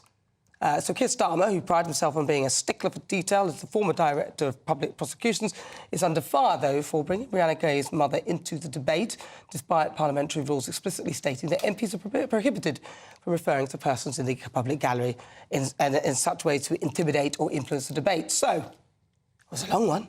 For the Great British Debate, I'm asking who should apologise, Rishi Sunak, Keir Starmer or neither. To discuss, former Special Advisor to Michael Gove, Charlie Rowley, and also former Labour Special Advisor, Paul Richards. And also you at home, do you think that anyone should apologise? Right, so I'm going to start with you, Charlie Rowley. Well, good afternoon, Nana. And I think the honest answer is no. I don't think either should apologise. I don't think either will apologise. I think, look, the rules about naming someone in the gallery, whether they were there at the time or whether they were coming in later on, is a grey area. It can be used, but just not in a way in which it's supposed to over-intimidate or over-influence the debate. And I think everybody in the chamber at the time, indeed the whole country, would be of the view that the brutal murder of Brianna Ghey was such that actually the whole nation was grieving and would absolutely support all of the parliamentarians coming together to celebrate her life and decry the brutal murder that it was. So I don't think the way that Sir Keir Starmer was using it was going to be in any way overbearing in terms of influence. Rishi, I think, might have been slightly clumsy, the Prime Minister, in holding that particular line as a way of highlighting Sir Keir Starmer's flip-flopping on that particular topic. But I think there is still a point to be made that when it comes to cultural issues, when it comes to gender identity, when it comes to things like, trans prisoners or athletes in sport, Labour have been all over the place and don't have a clear line compared to Kemi Badenoch, for example, or the Conservative Party. So I think it's right to highlight the flip-flopping of the leader of the opposition. So I think it'll be if I can put it like this, a score draw where no one will end up apologising for anything that they've said because they probably don't feel as though that they need to. You said not influence, but I disagree with you because I think what it does is it almost weaponises. It means that Rishi will now be concerned and not able to mention that particular U-turn, which I think is very, very important for me, in particular me as a woman. Paul Richards. Well, nice try, Charlie, but I think that the tenor of the remarks and the context for the remarks and the fact that the father of the murdered girl has asked for an apology all adds up to a need for the Prime Minister just to temper his language, to reflect on what he said and to offer an apology rather than doubling down and sending out Kemi Badenoch as his proxy to sort of justify it and double down on it. I think it was really unfortunate. It was unnecessary. The thing about the gallery, it's a complete red herring, by the way. It wasn't a debate for a start-up, was it? It was questions. And secondly, you and I know full well that politicians do this all the time when there are people in the gallery, relating to what they're saying. They point to that. So I think that's a bit of a red herring. But I just think my real fear is that the Conservatives, in their desperation, are going to try and use trans issues as a sort of wedge issue in the election campaign, and real people are going to get hurt as a result. Well, hold on a minute. Why is it not a relevant issue? As a woman, I reject the notion that a trans woman is a woman. I think a trans woman is a male. However, a trans woman is a trans woman. I accept that they're trans women, but I don't accept the notion that a trans woman is a woman, as in female, and that's how I hear it. So if Keir Starmer doesn't want to, or takes a long time to acknowledge that, that's important, irrespective of the awful thing that happened to Brianna Ghey. That's irrelevant. I mean, Paul, I just want you to respond to that. Well, I don't think anyone is saying that we shouldn't discuss these issues and look at how public policy works and how the law works and how we deal with a set of issues which perhaps we didn't have to even consider 20 or 30 years ago. But what I was saying was it was about the tone, the tenor of it, and the fact it was being used as a sort of cheap scoring points kind of, debating style in the chamber, rather than in a more considered way of the kind that we're having debate now. And I don't think Rishi Sunak was trying to sort of, move forward public debate and argument with his remarks. He was trying to score a cheap point against the leader of the opposition. He should just reflect on that, because that was the wrong context to do it in, and it was the wrong language to use. And he has caused an enormous amount of offence, including, as I say, the father of the murdered girl. And in that situation... You're using it now. But you're using it now. Some people would say that he's actually using emotional manipulation to try and score points. I think he's doing the very opposite. But what do you think, Charlie? Come back on that one. What are your thoughts? Well, I agree with you now. I mean, look, the idea and the concept of obviously gender identity and trans issues is something that is very, very important to women. And so that's why I don't think the Prime Minister will apologise. I think he can apologise for, if it's been interpreted in a particular way, if it's offended and upset the father in any way or anyone else. But the reality is these are issues that need to be discussed. This is a policy area where the leader of the opposition has not been clear in terms of his definition, and then that does open up to the conversations and debates about those other policy areas like we talked about a second ago. So I think he can maybe apologise for the idea that the topic was raised at a time where, or he used that particular example against the leader of the opposition when there was an element of sensitivity around it because Brianna Ghey's mother was in the gallery or coming into the gallery. You can apologise for maybe how it looked, but holding on to the idea that the leader of the opposition, Sir Keir Starmer, has repeatedly not been clear about this issue, has repeatedly flip-flopped on many other issues, that should not halt public debate. The public need to be fully aware that this guy who wants to become the Prime Minister can't make a decision or stick to it for about 48 hours, it seems to me, these days, or any longer. The public need to be aware of that. And so I don't think the Prime Minister should apologise to the public for pointing that out. But of course, the tone and the circumstances of which the story came about was probably just a little bit clumsy. Paul, final word to you then. I don't think you should apologise at all for any of it. But Paul, final word to you. Well, Charlie mentioned, the guy who wants to be Prime Minister, but Sunak is the Prime Minister, and I think we deserve better tone and language and a bit of thought from the man who leads our country. And I just ask Rishi Sunak to reflect on that. It's still time to apologise to the father and the mother and the rest of us that are offended by it. And I just think we deserve a little bit better from our leaders. But aren't you worried that if we do that, then if you said that, you have to apologise. Oh, you said that, you have to apologise. Oh, you said that, so-and-so is watching over there. Oh, so-and-so, that just happened over there. You can't say this. How will that become a place of discussion, an open discussion, if we shut down discussion or conversation for people who make true comments? What he said was true with regard to Keir Starmer. Finally, to you, I mean, we're debating it now. There's times and there's places, but that wasn't it. That would be my argument. All right. OK. Well, thank you so much for your thoughts. Thank you to Charlie Rowley, who's the former Special Advisor to Michael Gove, and also former Labour Special Advisor Paul Richards. Thank you. Well, this is GB News. What do you think? GBViews at gbnews.com. I'm Nana Akua. We're live on TV, online and on digital radio. We'll continue with the Great British Debate this hour. And I'm asking who should apologise? Rishi Sunak, Keir Starmer or neither?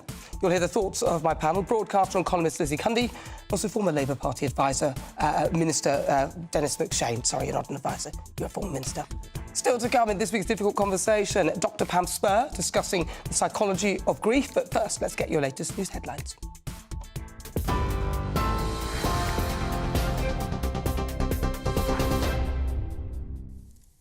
Nana, thank you very much. 4:32, the headlines from the GB newsroom. As we've been reporting today, GB News can reveal that around 15 migrants have been rescued after crossing the English Channel in a stolen fishing boat. The small vessel left the French coast this morning between Calais and Dunkirk. The boat was then handed over to UK Border Force officials and the migrants were then brought to Dover. That means that so far this year, almost 1,400 migrants have made the journey successfully across the Channel in small boats. Police are searching parts of the River Thames in central London for the body of the chemical attack suspect Abdul Azidi. Earlier, a police boat was seen circling between Vauxhall and Chelsea bridges, with the Met Police saying that they began that search just after low tide at around 9 o'clock this morning. The 35-year-old was last seen on CCTV leaning over the railings of Chelsea Bridge. And for those watching on TV, you can see there the figure of Azidi on the left-hand side of your screen walking across that bridge. Just before 11:30 p.m. on January the 31st. That was 4 hours after the attack in South London that he's believed to have carried out. Detectives now say that they think he is dead and his body may never be found.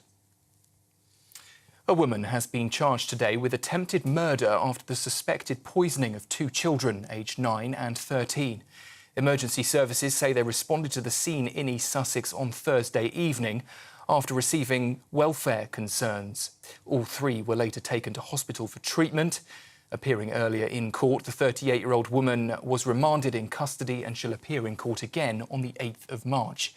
Authorities, we understand, say that it was an isolated incident and there is no further risk to the public. Royal Navy aircraft carrier HMS Prince of Wales is setting sail this weekend. The £3 billion vessel will take over the lead of the largest NATO exercise since the Cold War.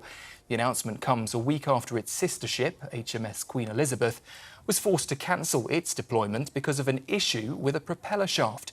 The setback comes 18 months after HMS Prince of Wales itself broke down off the Isle of Wight when it suffered a similar malfunction. And large parts of England could be facing more travel disruption and possible flooding as heavy rain hits later today.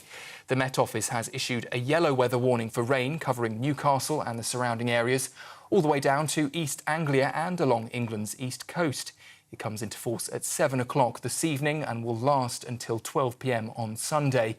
There's also another warning covering much of Cornwall as well as parts of Devon and Somerset, starting slightly earlier at 6 o'clock tonight. For the latest stories, you can sign up to GB News Alerts by scanning the QR code on your screen right now or go to gbnews.com/alerts.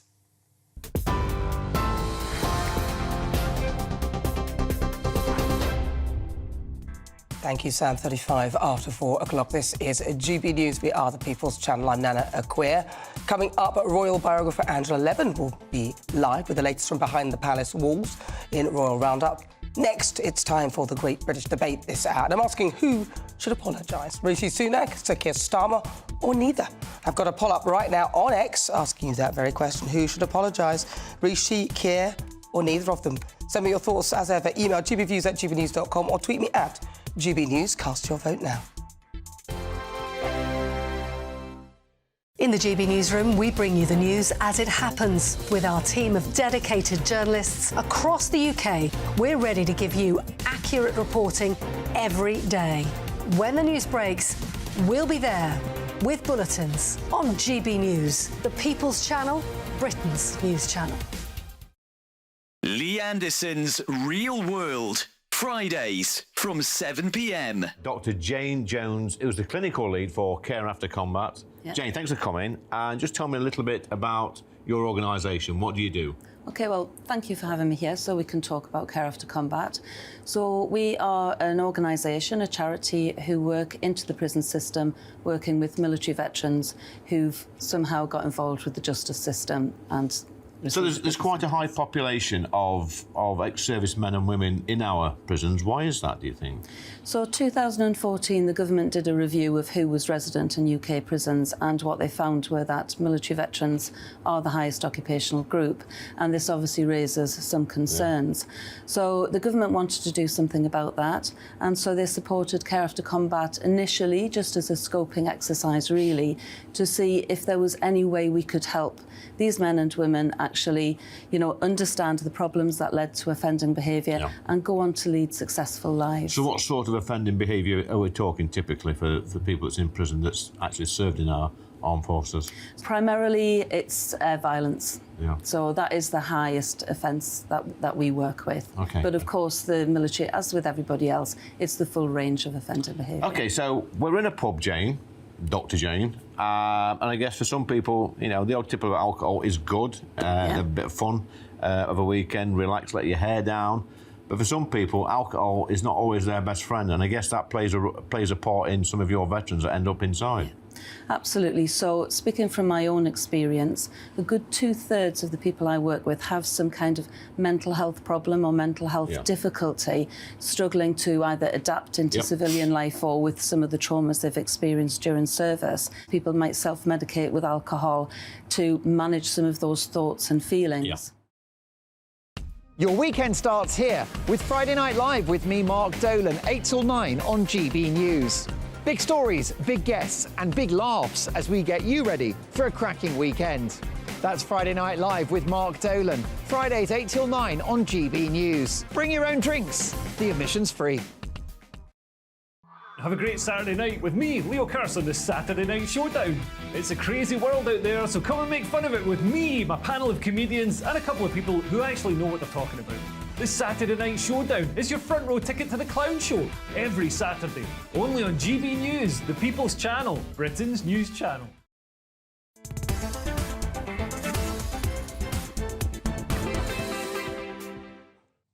Welcome back. If you've just tuned in, where have you been? It's 39 minutes after 4 o'clock. I'm Nana Akua. This is GB News. We are the People's Channel. See, very friendly.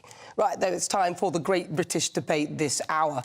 And I'm asking who should apologise, Rishi Sunak, Sir Keir Starmer, or neither of them? The Prime Minister is continuing to resist calls to apologise for his comments on Sir Keir Starmer's seemingly inability to define a woman in PMQs. The Prime Minister also accused the Labour leader of politicising Brianna's murder to distract from his U-turns. But Sir Keir, as well as Brianna Ghey's father, have called on him to apologise.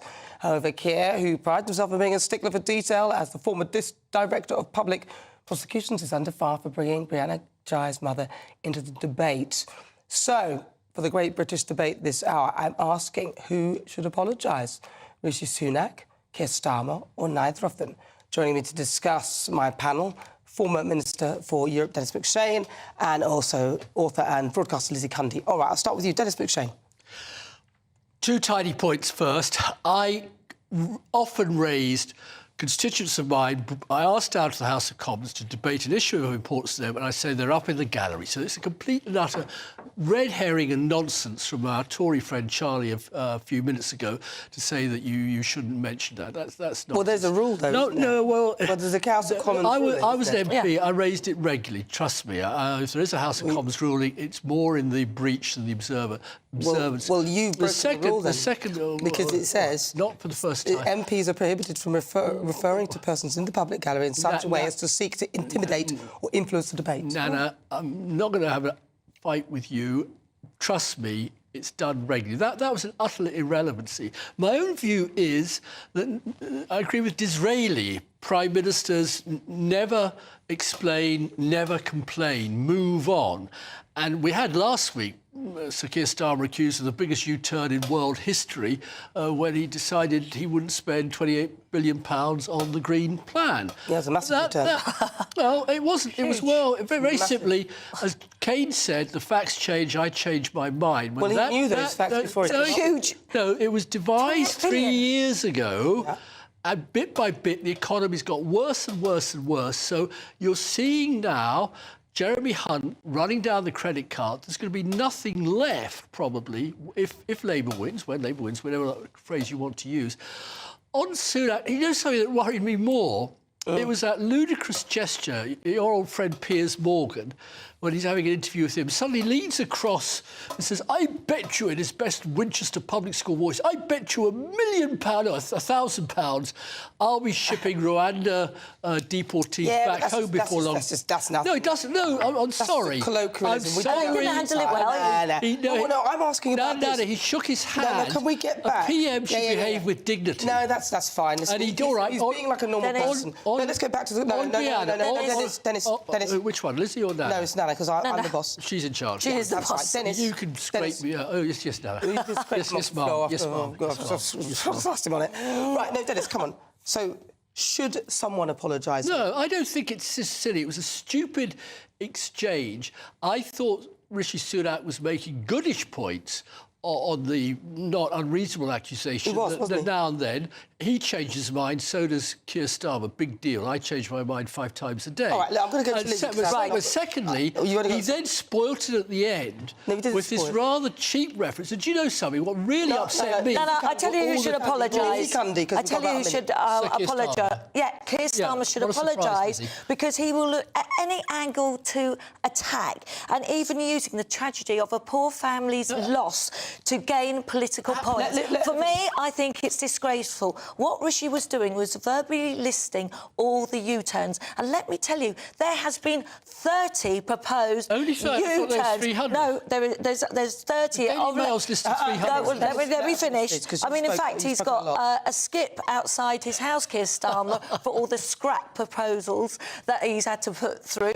I mean, he really is. And he did... Sorry, we can't use that word. Apologies I apologise. I'm sorry. Rihanna's mother wasn't in the gallery, and he said so. So he misled. And he's bringing her into the debate, which he shouldn't do. So sorry, Dennis. It is Keir Starmer, who is king of the opportunities, will do anything. He is Captain Flip-Flop. And me, for one, I'm not happy. He doesn't know what a woman is, and he can't say it. That's why I don't want him to be Dennis, you've had enough, so I'm going to move on. Well, listen, I'm not happy that he couldn't say what a woman is, and I'm not happy, and I will remind him every time. So if you just tune in, welcome. What are your thoughts? Joining me, broadcaster and columnist Lizzie Cundy, and also former Labour Minister Dennis McShane. But this show is nothing without you and your views. Let's welcome our great British voice onto this show. His opportunity to be on the show and tell us what he thinks about the topics we're discussing. Let's go to Bristol. Let's have a chat with Lee Harris. Lee Harris, global Twitter sensation, 41 million view Harris. What do you think? Yeah. It went pretty crazy. You're on about the tweet with the teacher and the critical thinking. Well, we will play that after this. But anyway, what do you think about this? Look, there's certainly no need for Rishi Sunak to apologise. This is yet another ridiculous case as the perpetually offended, letting everyone know that they're outraged. And as you rightly pointed out, this is my first reaction. It was another awful example of the left using personal tragedy for political gain. These pathetic lefty woke snowflakes just need to calm down. It wasn't a trans jibe. He was just taking the mick out of Keir Starmer's relentless U-turning and his, as you said in your brilliant monologue, his embarrassing inability to define what a woman is. And let's be honest, it is a fair criticism. I'm no fan of Rishi Sunak, Nana, as you well know. But Keir Starmer is the very definition of a human weather vane. But this pathetic display of outrage from the left and this performative nonsense, it's just performative nonsense and shameless point scoring. And Rishi Sunak, in my view, didn't say anything transphobic, but as usual, you had all the usual virtue signalling sort of lefty commentators all up in arms. And it was genuinely quite awful to watch. But I personally really admire Esther Gray, and my heart goes out to her family. And I think everyone can see she's conducted herself with dignity. But what I find truly awful is seeing her family's pain weaponised by Keir Starmer for no other reason but to shut down debate. And it's obvious what he was doing, and it's morally wrong. And, you know, as I said, I take no pleasure in defending Rishi Sunak, believe me. But it's not Rishi Sunak that needs to apologise. It's Keir Starmer who should be apologising for weaponising someone's personal grief. Well, here, I agree with you as well. Well, listen, we haven't got time to play the full clip of your brilliant viral tweet, but you are Lee Harris. Check him out on Twitter. He has a viral tweet of a teacher who is just explaining to a wokey leftist pupil that he needs to use critical thinking. When are you're actually going to be speaking to this teacher? When can we watch your interview? Because I know it's going to be on X soon.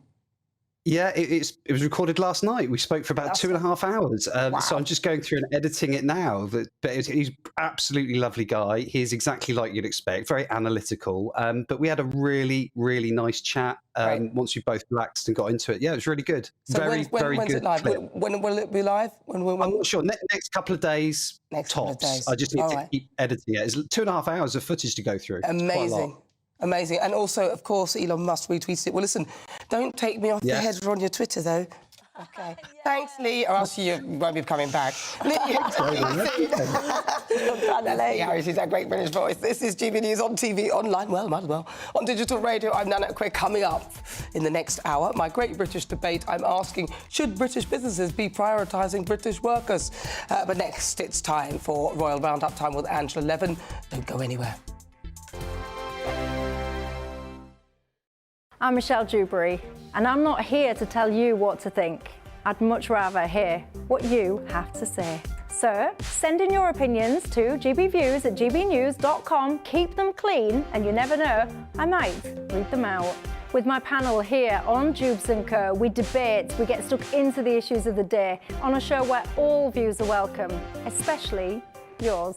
GB News, the People's Channel, Britain's news channel. Patrick Christie's Tonight.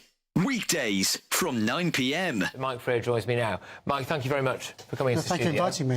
Firstly, how are you?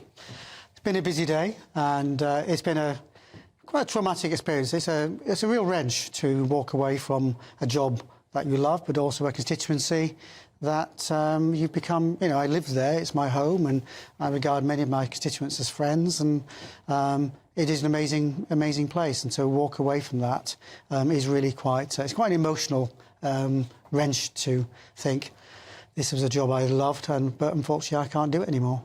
Can you talk me through the process? Because you mentioned about the alleged arson attack, etc., being the final straw, but this has been a really quite vile journey to get to this point. So what kind of threats have you had? What's that look like? Well, like every MP, I mean, you day in, day out, you get abusive emails, you get low-level stuff that, whether we should accept it, but we do, it's graffiti, it's things like, I've had, in the past, I've had a mock Molotov cocktail left on the office door, meaning we had to evacuate the whole building. I've come out of my house and found a note on my car. Where I live is common knowledge, but what I drive is less so. And it's a few weeks after John Mann had the wheel nuts on his car tampered with. So that all kind of makes you get a bit, what on earth's going on. But I've had 2 run-ins with the organisation that was Muslims Against Crusades, and people like Anjem Chowdhury, who was behind that organisation, been to prison. But online it said, I used to do surgery in mosques, so I wanted to go out and see people. And online, it's a picture of me saying, you're not welcome in our mosque, let Stephen Timms be a pointed reminder. So it's not very subtle. Well, just for our viewers and listeners who might not remember that, Stephen Timms, of course, was stabbed by a woman who'd been radicalised. Thank heavens he survived. So it was a very unsubtle. Tired of the usual focus-tested, pre-prepared Westminster runaround? Well, so am I. So you want higher taxes? Is your department to blame for this? Are you rethinking this policy? Every Sunday at 9:30, I'll be sitting down with those in power to get the truth about the issues affecting you.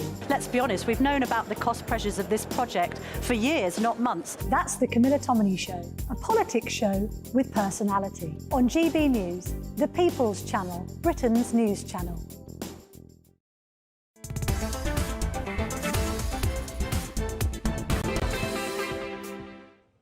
Good afternoon. It's 51 minutes after 4 o'clock. This is GB News on TV, online and on digital radio. I'm Nana Akua. Now, there's always something going on in the royal household, and this week has been no different. So each Saturday, I love to give you a rundown, and who better to do so than royal biographer Angela Levin. Angela, welcome. Good to see you. Where are you? You look fabulous. Are you abroad somewhere? Don't sound so surprised. I know you are. I know where you are. I'm away on a holiday, which I haven't had for years and years. Much to my surprise, I was whisked away. So back soon, very soon.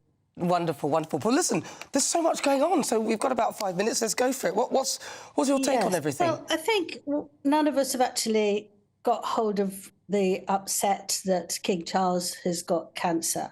But it's very interesting to see how his children and his wife have responded to this. Prince William has been so dignified. He went to see the air ambulance charity event because he didn't want to let people down. And he's thanked everybody so gentlemanly for their good wishes and all that, saying how much they appreciate them. Very nice. He didn't want to spoil it for anyone. Terrific. The good news is that Princess Catherine is getting better, and she's moving to where she can stay in her home in the country near King Charles, and will pop in if possible. So they have a home, Noma, in Sandringham. So that'll be lovely if she can actually, make progress like that. Very caring, very nice. Yeah. Camilla, actually, you have to almost cry or laugh because she was going to a charity in Salisbury Cathedral, and they couldn't go because the helicopter, it was such bad weather, it had to be cancelled. So she was driven to 6 hours each way so she could go. So she didn't want to upset King Charles because he wanted to carry on with her engagements. Angela, what about Harry, though?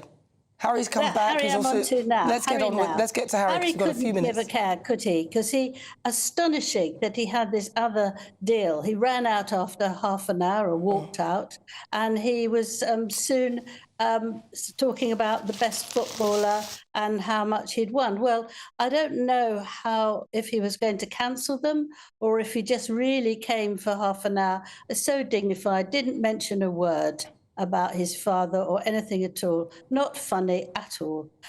He's also still chasing after the Mirror. He wants 2 million. He wanted £2 million for hacking, and instead of that, he decided to settle with a payment without actually going to court. But he still is after who. Who was editor of the Mirror at part of the time, 1990 to 2004, and he was determined to get him and show him it's all wrong. But the papers have moved on now. They had the Leveson trouble, and now people don't hack. Well, listen, Angela, we're just losing you there. So your signal's going a bit funny, Angela, so we will leave it there. But don't worry, you look fabulous, though. Have a wonderful holiday. Thank you so much. That was Angela Levin. This is GB News. More to come in the next hour. Don't go anywhere. A brighter outlook with Box Solar, sponsors of weather on GB News. Hello there, I'm Jonathan Vautry here with your GB News weather forecast provided by the Met Office. It has been a reasonably dull start to the weekend for many of us, but a few brighter spells further towards the west. We now have these blustery showers pushing into southwest England, a longer band of rain spreading its way into eastern England and eventually Scotland later on in the night. Considering how wet it has been recently, it could cause some localised disruption with this extra rainfall. Elsewhere, there might be a few clearer spells around tonight, could provide some fog patches in places, a very patchy frost in some rural spots, but most of our towns and cities will be staying above freezing. So fairly messy start to Sunday as well. Again, fog could be quite slow to clear in places. This rain eventually moving its way in across eastern Scotland. A very wet day for the Northern Isles, but some brighter spells arriving from the west, so too with further showers. So never put the umbrella away completely. Again, some of those showers could be on the heavier side at times. Temperatures, though, ranging between 7 and 11 degrees Celsius, which is pretty much where we'd expect them to be for the time of year. Into Monday, the area of low pressure that has been with us will slowly drift its way northwards, settling itself up closer towards Iceland. This allows this northwesterly flow of air to start moving its way in. So relatively breezy day with showers frequently pushing into northern and western counties. Further towards the east, though, you'll start off drier with a reasonable amount of sunshine, but can't rule out the odd shower arriving here later on in the day. We hold on to quite a changeable theme throughout the forthcoming week as well, with further rain around at times. Enjoy the rest of your day. Bye-bye. Looks like things are heating up. Boxed boilers, sponsors of weather on GB News.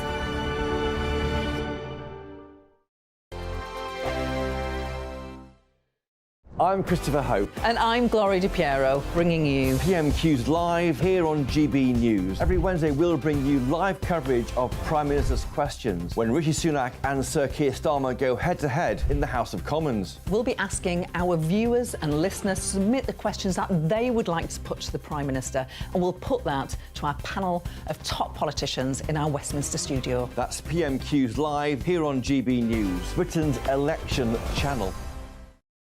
Farage, Monday to Thursday from 7 p.m. Lots of people have different ideas, but principally a conservative approach to getting growth is to reduce taxes so that people, ordinary people and businesses can spend more of their own money to invest and grow the economy. So the theory is that you cut taxes and that then pumps more money into the economy. Exactly right. Growth. And then people, it's not government that are creating wealth. It's individuals, businessmen, companies that create wealth.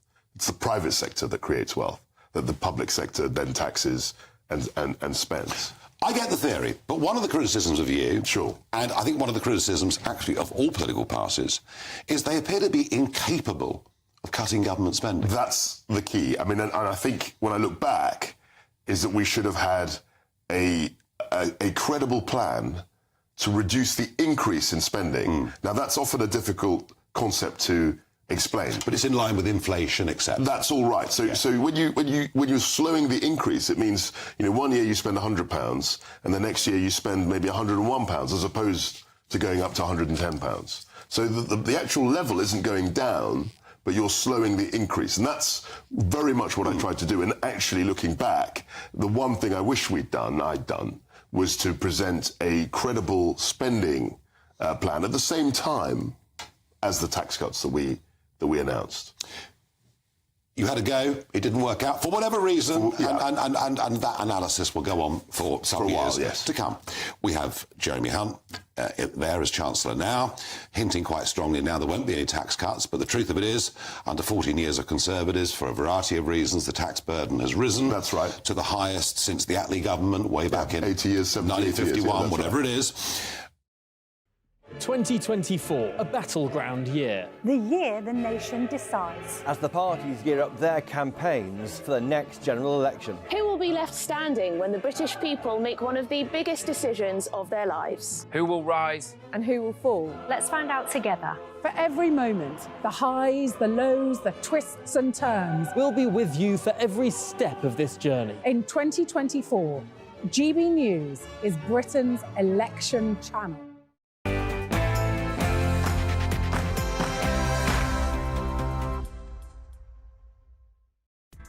Good afternoon, it's 5 o'clock. This is GB News on TV, online and on digital radio. I'm Nana Akua.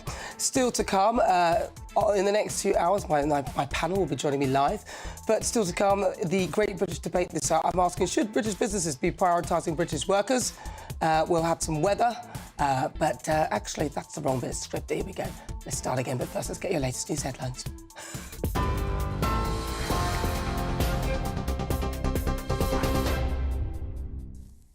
Nana, thank you very much and good afternoon from the GB newsroom. It's just gone 5 o'clock. Our top story today, well, as we've been reporting, GB News can reveal around 15 migrants have today been rescued after crossing the English Channel in a stolen French fishing boat. The small vessel left the French coast between Calais and Dunkirk early this morning.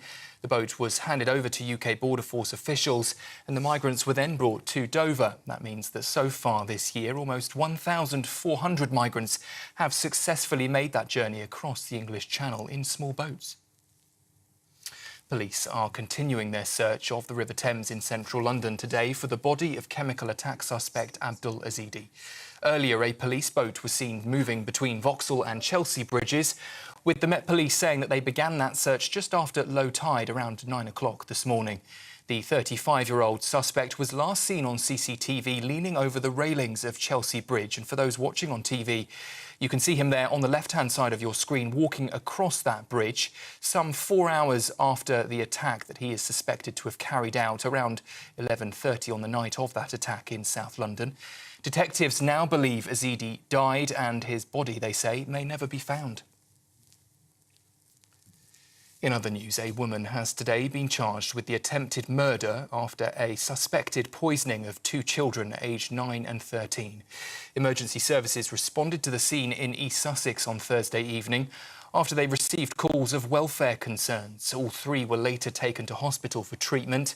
Appearing in court earlier today, the 38-year-old woman was remanded in custody, and we understand she'll now appear in court again on the 8th of March. Authorities say it was an isolated incident with no further risk to the public.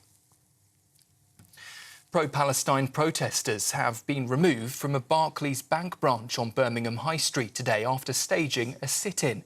7 people were seen lying down inside the bank, holding Palestinian flags and placards reading "Stop the Genocide." It's been reported that one man who was angered by the protest was seen banging on the glass doors of that bank building and tipped over the protesters' table outside of the entrance. We understand no arrests, though, were made. Meanwhile, 3 people have been killed after a car was hit by an airstrike in Gaza's southern city of Rafah. The Palestinians are claiming it was carried out by the Israeli military. For those watching on TV, you can see there the aftermath of that attack, which happened earlier today. Medics say that a separate strike by Israel overnight also killed 17 others in the same area. The strike comes after Israel's Prime Minister announced a plan to evacuate civilians from the crowded southern city of Rafah and to defeat, he says, the last Hamas fighters there. The US has said that it won't be supporting any further military action in Rafah without a guarantee of protection for civilians. Large parts of England could face more travel disruption and possible flooding as heavy rain is expected to hit later today. The Met Office has issued a yellow weather warning for rain covering Newcastle and surrounding areas, all the way down to East Anglia and along England's east coast. It comes into force at around 7 o'clock tonight and will last all the way through until 12 p.m. tomorrow. There's also another weather warning covering much of Cornwall, as well as parts of Devon and Somerset. That starts slightly earlier at 6 o'clock tonight.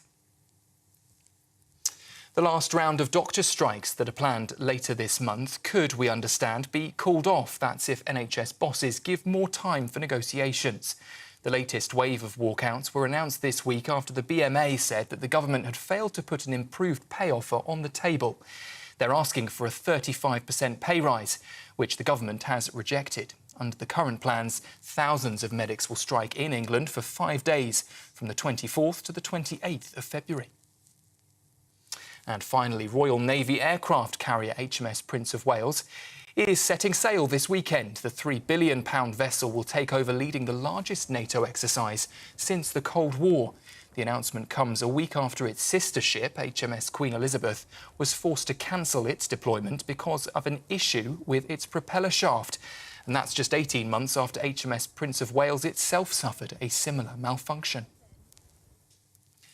For the latest stories, you can sign up to GB News Alerts by scanning the QR code on your screen if you're watching TV, or if you're listening on radio, you can go to gbnews.com/alerts.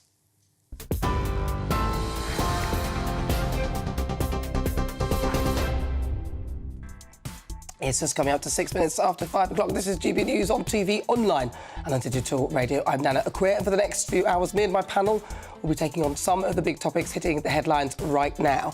This show is all about opinion. It's mine, it's theirs, and of course it's yours. We'll be debating, discussing, and at times we will disagree, but no one will be cancelled. So joining me today is broadcaster and columnist Lizzie Cundy, and also former Labour Minister Dennis McShane. Still to come, my difficult conversation today is relationship psychologist Dr. Pam Spur. As the King's cancer diagnosis consumes the royal family, she'll give her tips on how to cope with family relationships in such trying times. Then, for the Great British Debate this hour, I'm asking, should British businesses be prioritising British workers? And that is as it emerges that the number of firms registering to become sponsors to hire abroad has doubled in the past 2 years as hundreds of thousands of Britons abandon work. So do we have some sort of laziness problem in this country? As ever, you can get in touch, email gbviews@gbnews.com or tweet me at gbnews.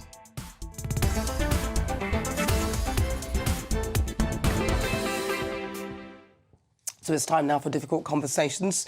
And if any of us were to receive the heartbreaking news that a loved one has cancer, or indeed you yourself have cancer, any differences that we have with our family members, in my view anyway, would literally be put to one side. That is how I see it. I think a lot of people see it that way as well. But there are concerns that even news of their father's illness will not lead to reconciliation between Prince William and Prince Harry, and potentially not even with the King, a view that was reinforced by the fact the brothers didn't meet when Harry returned to the UK earlier this week to visit the King following his cancer diagnosis. So will the brothers reconcile? What do you think? And how they cope with Charles's cancer diagnosis? And how does one cope with such a thing? So joining me to discuss is psychologist and artist and author, Dr. Pam Spur. You're an artist? Yes, I paint. Did you? That's another one. They just chucked that in there. I was like, artist? Really? It caught you by surprise. It did. I was like, she draws. Mind you, you do look very artistic yourself. You always look fabulous. Oh, thank you. So do you. No, Dr. Passport, I was reading your piece in the Mirror about the brothers and reconciliation and families, and it just got me thinking about, you know, you've seen the situation with Meghan. She won't even go and see her dad, which is very... If you are... I want to ask this one first, because I've asked other people who don't want to answer it. But just imagine you're with a partner whose dad is ill, and they refuse to go and see that person and they're dying, but yet you would go and see yours. What's the psychology behind... What would Harry be thinking in his head with regard to his partner or somebody in that situation? Well, I think it's just extraordinary that that the rift is so deep that someone will not go and see a parent when they're ill. And as a psychologist, I know that people can have incredibly deep, dark problems and issues that overwhelm the kind of sense that there's any way forward. And as I said in my piece in the Mirror, about, say, William and Harry, is that the finger-pointing is what is so destructive. So when, say, Harry did the Oprah interview, the other royals did not have any recourse to publicly say their side. And that kind of finger-pointing is very, very destructive. And when it comes to Meghan and her father, I know there's been finger-pointing too. That is the worst thing you can do if you want to heal a rift. The first starting point is to put your hand up to what you've done wrong. So you might say, you know, I really messed up when we last saw each other. I was not in a good way, and I took it out on you. But I also feel that you are not showing me understanding. So if you put your hand up rather than point your finger, you are much more likely to start making that bridge that you slowly build. And what I felt so sorry that William and Harry did not see each other, because, again, that just speaks to the depth of their issues. But when it comes to sibling rivalry, let me tell you, Nana, 4 key points, and 3 of which apply to them, predict sibling rivalry. The same sex, so they're both boys. You're more likely to have more sibling rivalry between the same sex. A small age gap. There's only 2 years between them. Again, that's a pointer towards and predictive of sibling rivalry. Wow. Thirdly, parental discord.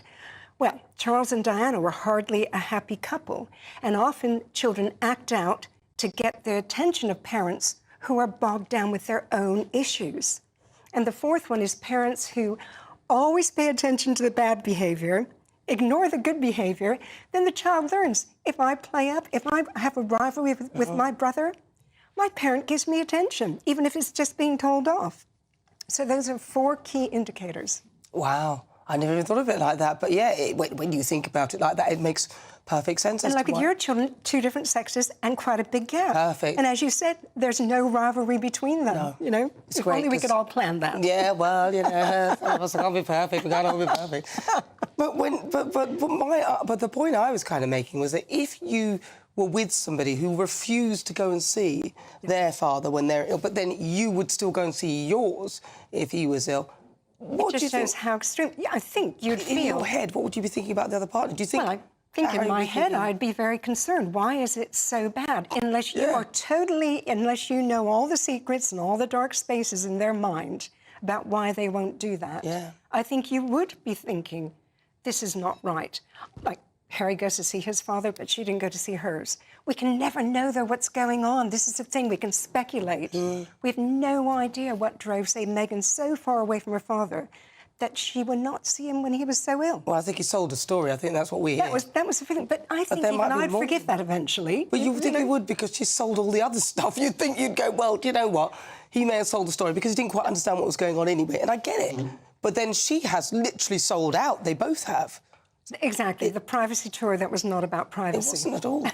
So with the King's diagnosis of cancer, because obviously that is a huge thing, people are saying, oh, well, he was very open about his prostate diagnosis, so why is he now not telling us what kind of cancer it is? I mean, even Dennis was saying that just earlier. Now, why would you think psychologically that somebody might not want to disclose that?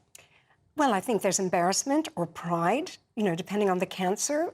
Someone like King Charles might feel embarrassed to reveal it, although, you know, prostate cancer is quite a, you know, personal and private thing. Or talking about prostates in general, yeah, and large prostate. Yeah. So that you know, he shared that. What I find interesting as a psychologist is you are now under immense speculation. Everyone on social media is speculating what kind of cancer it is. I don't see it serves any purpose not to reveal that. And as I say, from my perspective, it must be a pride or an embarrassment thing. Or maybe it's quite very serious and he's playing it down because he doesn't want to put stress on potentially William, because there are some very deadly cancers that we know that the survival rate is low. Yes, but I would think with William he'd have to be totally honest. Oh, with William he will be.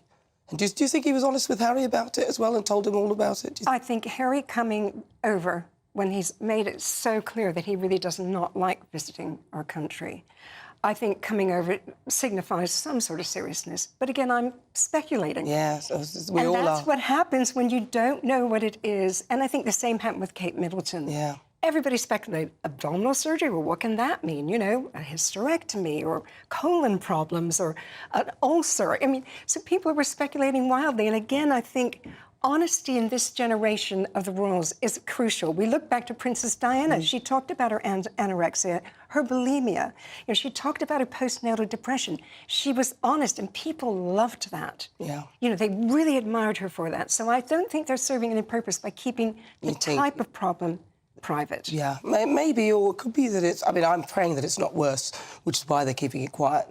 But maybe it's because William's also got a lot of pressure with his wife, Catherine, who's not very well at the moment as well. And abdominal surgery is a very broad brush for any sort of surgery. But the abdominal area is quite a serious, complex region that has very many things in there. So that can go wrong. Exactly. Yeah. What about people who, if somebody's just been given a diagnosis of cancer, because that must be very, very difficult to deal with. And I hear of people not telling even their partner for quite some time, getting their own head around it. How should someone cope with something like that? Well, it's interesting you say that. And coping with it is first knowing that how you feel about it is yours, and you can claim that.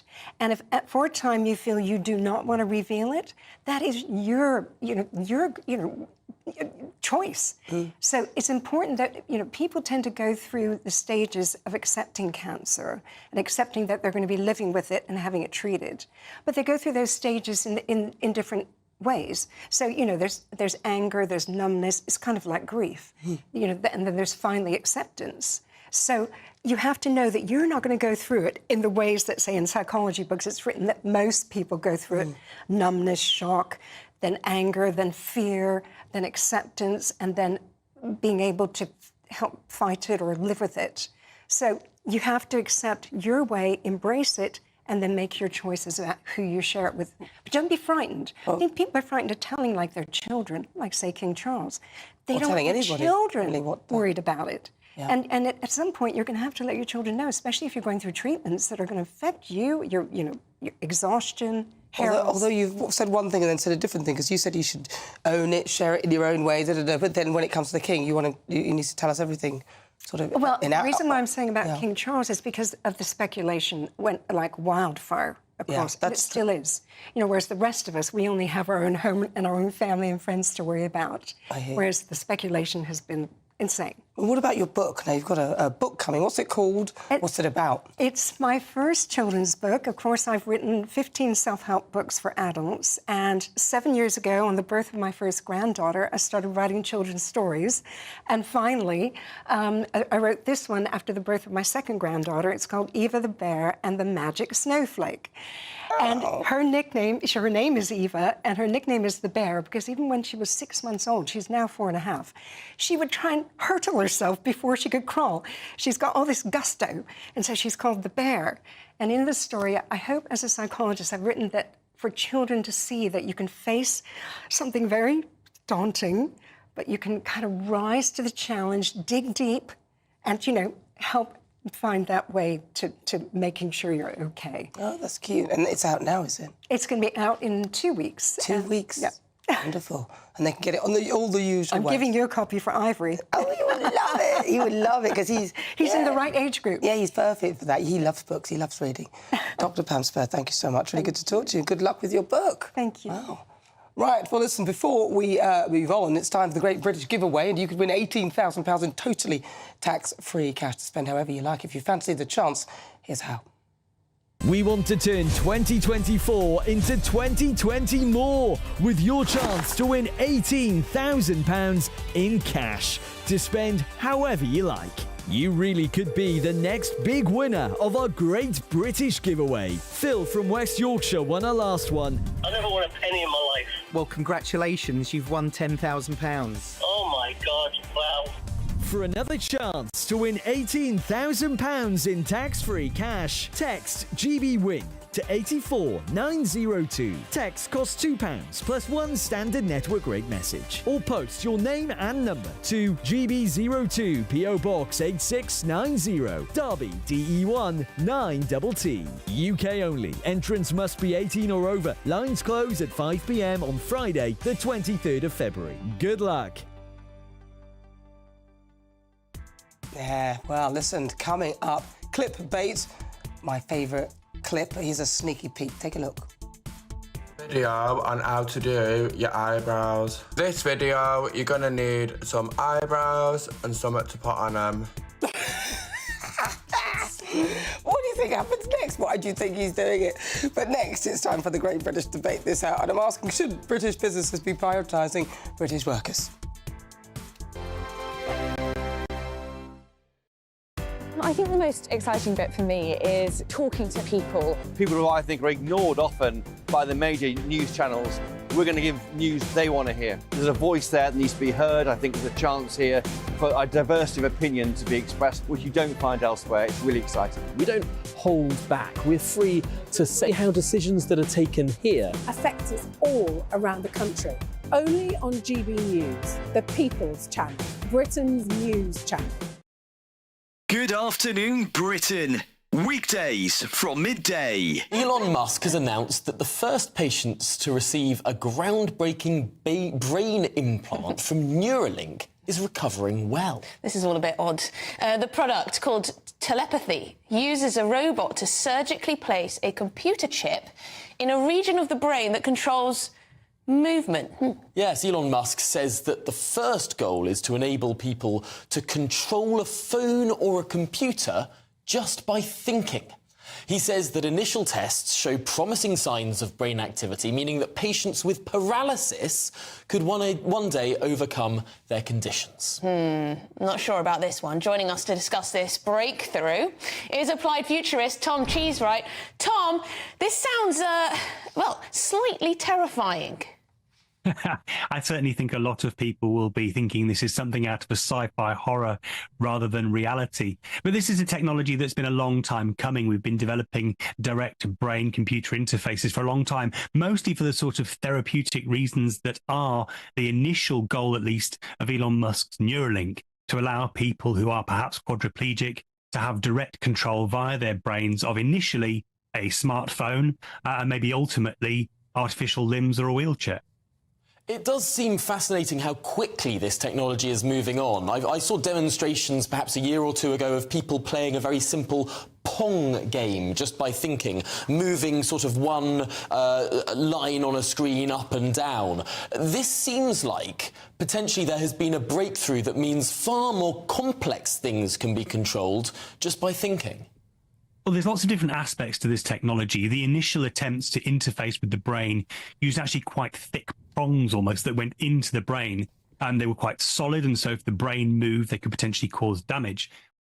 I'm Christopher Hope. And I'm Gloria Di Piero, bringing you PMQ's Live here on GB News. Every Wednesday, we'll bring you live coverage of Prime Minister's questions when Rishi Sunak and Sir Keir Starmer go head-to-head in the House of Commons. We'll be asking our viewers and listeners to submit the questions that they would like to put to the Prime Minister, and we'll put that to our panel of top politicians in our Westminster studio. That's PMQ's Live here on GB News, Britain's election channel.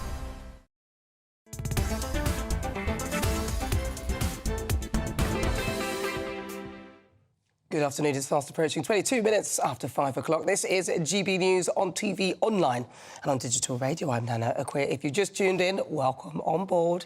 It's time now for the Great British Debate this hour. And I'm asking, should British businesses be prioritising British workers? Now, all of this is as the National Institute of Economics and Social Research has warned that businesses have become frustrated with trying to hire British workers, and they are increasingly looking abroad to fill vacancies, and the number of firms registering to become sponsors to hire abroad has doubled in the past 2 years. Now, that's why I'm asking. So for the Great British Debate this hour, I'm asking, should British businesses be prioritising British workers? Even if they are, though, would they do the job? So joining me to discuss is the Chief Economic Advisor at the Centre for Economic and Business Research, Vicky Price, and also GB News host Darren Grimes. Right, Vicky Price, I'm going to start with you. Should we be prioritising British workers? I think we've tried it a few times. I hope you can hear me and see me okay. Yeah. We prioritised this a few times. You remember Gordon Brown did the same back in 2007, said British jobs for British workers, but it's very, very difficult to put it into practice at the end of the day. Certainly when you look at the number of people who come in now, the vast majority seem to be working in health and social care. So, yeah, and those we absolutely need. Yeah. Darren Grimes, yeah, what do you think? Those we absolutely need, because, of course, we don't have... Yeah. OK, Darren Grimes. Well, look, Nana, I think we've got to look at the figures that we've got in front of us, right? And there are 5 million people. That's up from 3.5 million. I'm sure Vicky will correct me if I've got the numbers wrong, but they are the numbers of out-of-work British people, right? And those numbers are on the up. They keep going up. And we keep saying the promise of Brexit, why I campaigned heart and soul for it, was that actually we would look at levelling up communities. We would look at bring in jobs and industry into Britain and prioritise the British people. We can't let 5 million people, some of them, of course, can't work, but not the whole 5 million. We cannot let people languish on out-of-work benefits when there are these vacancies available. We also can't accept 700,000 people coming here every single year. Those figures are astronomical, and we simply can't create new cities to actually house and be able to feed all of the people wanting to come here. We've got to prioritise our people, and if that means that Britain businesses, especially in big corporates, they can't actually rely on having this free lunch from immigration, then so be it. They need to prioritise retraining, reskilling people here and now. But isn't it a case that a lot of the benefits are for people who are actually working anyway? I mean, isn't that the problem, Vicky? You know, that's a big problem, well, right? Yeah. Well, I mean, the thing to remember is that migration generally is a good thing for the economy. You know, yes, we may be worried about the actual numbers. Those who work contribute, certainly in terms of paying the tax, and also they are the only part of the working population which is contributing positively to the exchequer. Which is really rather interesting, because all the rest of us take more services out than we pay in. And lots of people who come in generally tend to be young and about to work. Now, that has changed because the immigration, again, has become a little bit different, because now we get lots of people from places which are outside the EU. They tend to bring their dependents. And that, of course, costs us an awful lot more, but that the government is trying to stop this. Now, if that were indeed to happen in the future, we might, if more dependents continue to come, then that would be a serious problem in terms of population growth and in terms of the services that they require. But the real problem is that we can't get British people to work in the jobs that we want to fill right now. And that is why we need to bring in social workers, health workers, doctors, and loads of others, frankly, who contribute quite significantly to the economy where British workers don't want to do them. So that's the real question that we've got to answer right now. But you just said immigration is a good thing, and then on the other side you said, yeah, but we can't get our own British workers to do it. So I don't think, how can it be a good thing and those two things be true if we are taking on other workers who should potentially, are taking the money, probably taking lower wages, and so the predominantly British people don't want to work. Darren Grimes. Well, exactly, Nana. And I think there are 2 points I'd make from that. We keep being told that immigration is a massive net to the British economy. Look at the snail-paced growth of the British economy, and then look at the massive amounts of immigration, the people that we're bringing over. It keeps going up every single year, despite our politicians saying, look, we are going to bring numbers down to the tens of thousands. They never do it.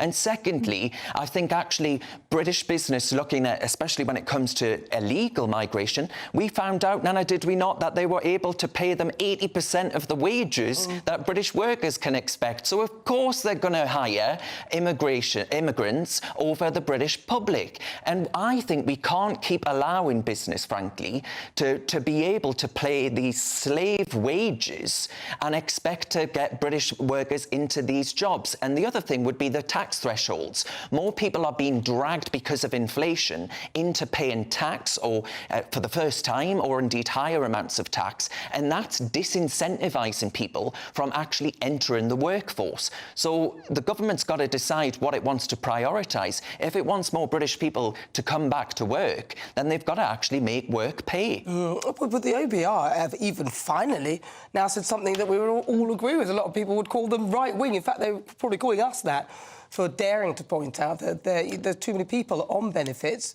But Vicky, it seems that, as you said, people don't want to come back to work.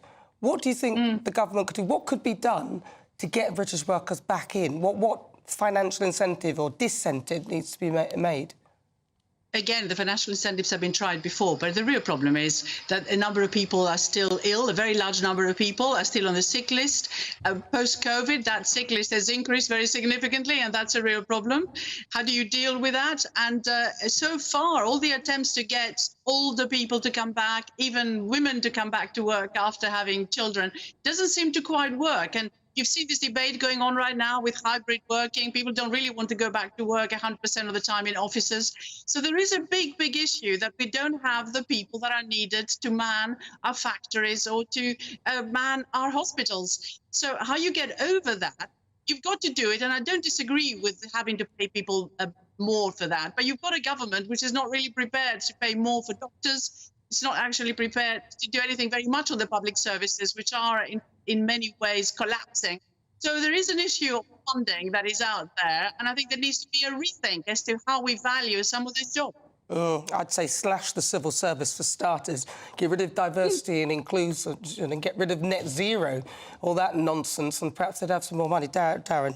Absolutely. I mean, speaking of factory work in particular, the reason that we don't have more people employed in those industries using their hands and making use of it is because of what you mentioned, Nana, net zero, right? We are driving these businesses into a complete despair because of the prohibitive price of energy in this country, comparatively to others like France, for example, which went hell for leather on nuclear energy. We simply can't afford to have energy-intensive industry because the price is so damn expensive. So there won't be those kinds of jobs in intensive factory labour, energy-intensive factory labour, because we simply can't have it. It's incompatible with that net stupid policy. It does seem a bit ridiculous that they're saying we want more British jobs for British workers, but then with the British jobs and the British workers, they're getting rid of those to bring in net zero. which is usually, well, we don't have any factories or anything that make anything net zero, so we'll be working in Toyota or factories that are probably foreign-owned anyway. Well, it's really good to talk to you. Thank you so much. I've almost called you Rebecca Reid. You're Vicky Price, author and writer. She's a business researcher, and also Darren Grimes, GB News host, who will be here for Saturday 5. At what time is it on today? It's on at 7 o'clock, Nana. Thank you very much. Right, well, what do you think at home? gbnews@gbnews.com or tweet me at GBNews. I'm Nana Akua. This is GB News. Coming up, my Great British Debate this hour. I'm asking, should British businesses be prioritising British workers? You'll hear the thoughts of my panel, Labour Minister, former Minister Dennis McShane, and also broadcaster and columnist Lizzie Cundy. But first, let's get your latest news headlines.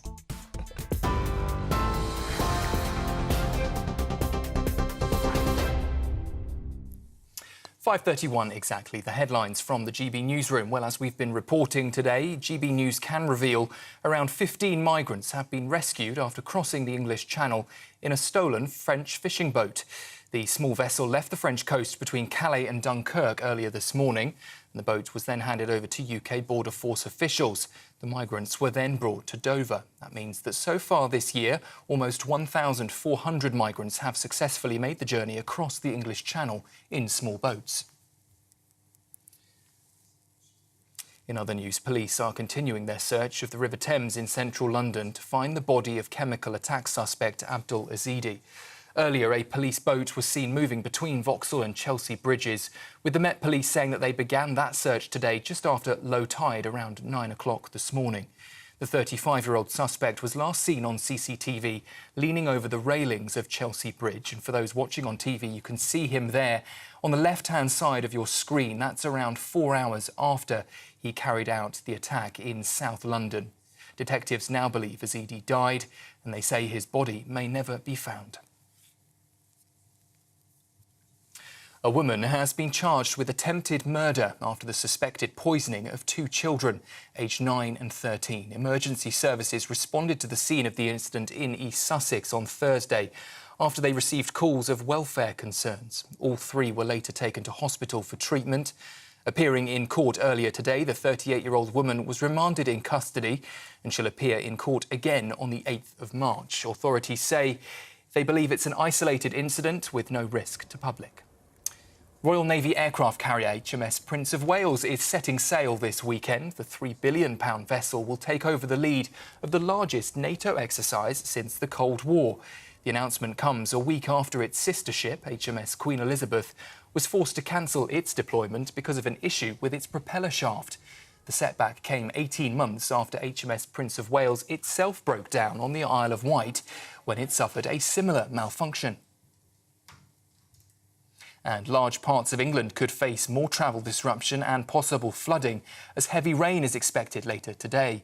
The Met Office has issued a yellow weather warning for rain covering Newcastle and surrounding areas, and that runs down to East Anglia and along England's east coast. It comes into force at 7 o'clock tonight, just an hour and a half away, and lasts until 12 p.m. on Sunday.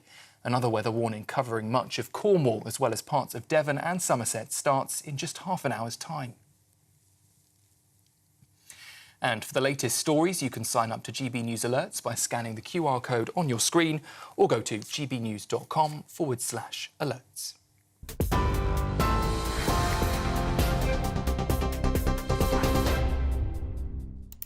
So, coming up, clickbait. What do you think is going on here? Video on how to do your eyebrows. This video, you're going to need some eyebrows and something to put on them. So funny. Send me your thoughts, gbviews@gbnews.com. That's on the way in clickbait. Next, it's time for the Great British Debate this hour. And I'm asking, should British businesses be prioritising British workers?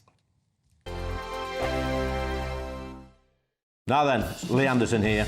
Join me on GB News on my show, The Real World, every Friday at 7 p.m. I'm not eating bloody cat. Are you delicious. mental? Open your mouth. OK, here comes a train. Reminds me of the scene in Singing in the Rain. Adam, is that a good one? Whoa! Join me at 7 on GB News, Britain's news channel.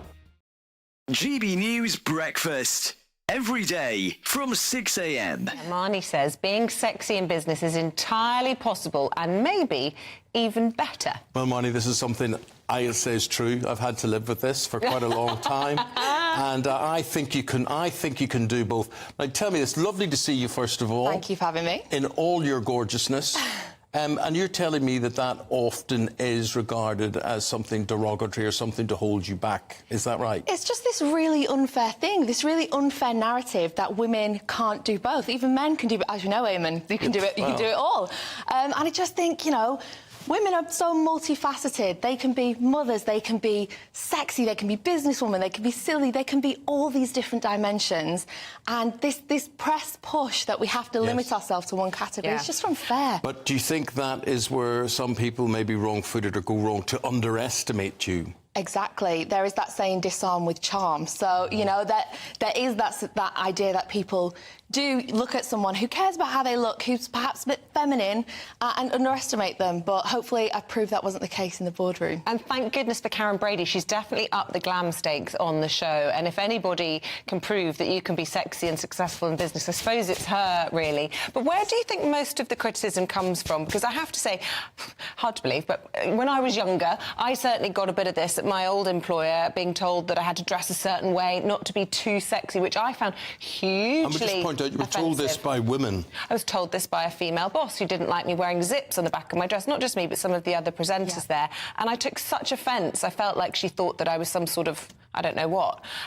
Do you take offence when people are criticising you, that, you know, in some way they think you're, I don't know? There's just no right answer. And as we said, I think Karen Brady is doing an excellent job at leading the charge that you can be glamorous and get the job done.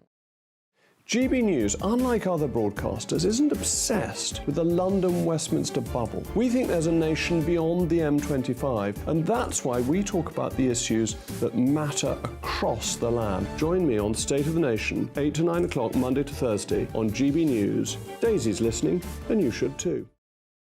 Wake up to the headlines with Headliners every morning at 5 a.m.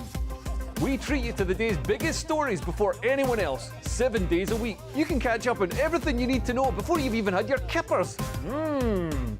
Headliners every morning at 5 a.m, only on GB News, the People's Channel, Britain's news channel.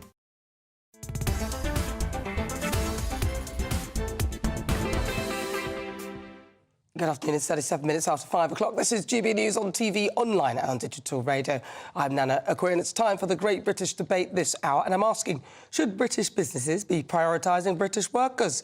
And this is as the National Institute of Economic and Social Research have warned that businesses have become frustrated with trying to hire British workers and are increasingly looking abroad to fill vacancies. And the number of firms registering to become sponsors to hire abroad has doubled in the past 2 years. So for the Great British Debate this hour, I'm asking, should British businesses be prioritising British workers? Let's see what my panel make of that. I'm joined by broadcaster and columnist Lizzie Cundy, also former Labour MP, Minister for Europe, Dennis McShane. Lizzie Cundy. Most definitely. Of course we should, Nana. These are quite scary statistics I've got in front of me. 9.2 million aged 16 to 64 were economically inactive. Economically inactive. So they are out of work, not actively looking for work. They're not in full education. And I know there's obviously some that can't work because of sickness and medical conditions. But these people choosing not to work, there is something very wrong with this country. We need to, I think, absolutely re-look at the benefits. And if they're shown for not making any effort in working, they should be cut. And we've got benefit fraud costing us $2 billion. I mean, that is unbelievable. That could be given to public services rather than ripping off the, you know, the honest taxpayer. We've got, 934,000 job vacancies in the UK. Jobs are there. The people are there. So what's going wrong? I think we've got to look at the school system and how they're encouraging children, saying work is a good thing, apprenticeships. And I used to always have, jobs, at school. There was someone that would say, what would you want to do? You haven't got that career mind anymore. I mean, work's good for you. It's good to mental health, for social. Do you think it's partly our own fault because we've been a bit soft lily-livered and wallflowery towards... Very much so. I mean, all this working from home culture, what's that about? You know, I mean, it drives me mad. We're breeding a nation of hermits. What do you think? Dennis McShane. Look, last year Rishi Sunak invited in 962,000. That's a shade south of 1 million people from Pakistan, India and Nigeria to do what? To fill some of the vacancies that he created, or the Brexit movement created, binning all the European workers who share broadly our values, go to the same churches and are used to asking for their rights. What Rishi wants to do is create an immigrant so hold on a sec. Let me just unpack what you just said there. Okay. So what you're saying is that instead of having people who are predominantly from Europe coming to this country, we are taking in people from other countries like Africa, India, Pakistan, who don't share our values. No. I said that the people who were here before were used to asking for their rights. They might belong to trade unions. That's the great missing link. For the last 30 years, we've had no apprenticeships in this country. We've ripped up trade union rights. You can't go in and negotiate a rise. And if you ask for a rise, the employer can often say, here's the door, off you go. And if you don't actually reorganise the labour market, which is a much bigger issue simply, benefits has nothing to do with it. You can't starve people back into work. It's not saying starving, but if they're showing they're not actively looking for work when they can work, already yes, you their can. benefits are reduced to nothing, which is why we have the biggest share of people living below the poverty line of any European nation. Now, it requires a revolution of a mindset. Joe Biden in America in January created 235,000... Joe Biden didn't do anything. Joe Biden, somebody else in Joe Biden's office did something. Here we go. Look, here we go. Why am I here we go? It's because true. Did you not see him? If Rishi Sunak created 235,000 new jobs in January, doesn't matter. We wouldn't stop hearing about it from the Daily Mail, Daily Telegraph and the Conservative Party, quite rightly so. Now, it can be done. Switzerland can do it. Other countries can do it. And we should learn from best example. But you can't do it if every employer in the country knows that Rishi will bring in people... OK, hold on. And they will then come and work... I don't agree with Rishi Sunak bringing in people from all over the world, unvetted in a manner that has been, the way they've done it is mostly students and their families, and I don't really see the value of that to the British economy. But I still agree with Brexit, because you could have had... I just think they have executed all sorts of legal immigration very, very badly. Yeah, they could have chosen who they wanted, they could have tried to fill in the skills gap, but that still doesn't make any difference to the position we find ourselves in with regard to lots of British people not taking the British jobs. So that's where we're at. We can't have the low, what about this lazy work ethic? We can't have that anymore. We can't carry people. It's not fair on those that do work hard and put the UK people first in the UK job market. Honestly, I'm going to have to go to the Great British Voices. The show is nothing without you and your voices. Let's welcome our Great British Voices, their opportunity to be on the show and tell us what they think about the topics we're discussing. I've got three of you. Let's go to Gareth Wynne-Jones. He's there in Snowdonia. Gareth, British jobs for British workers. What do you think?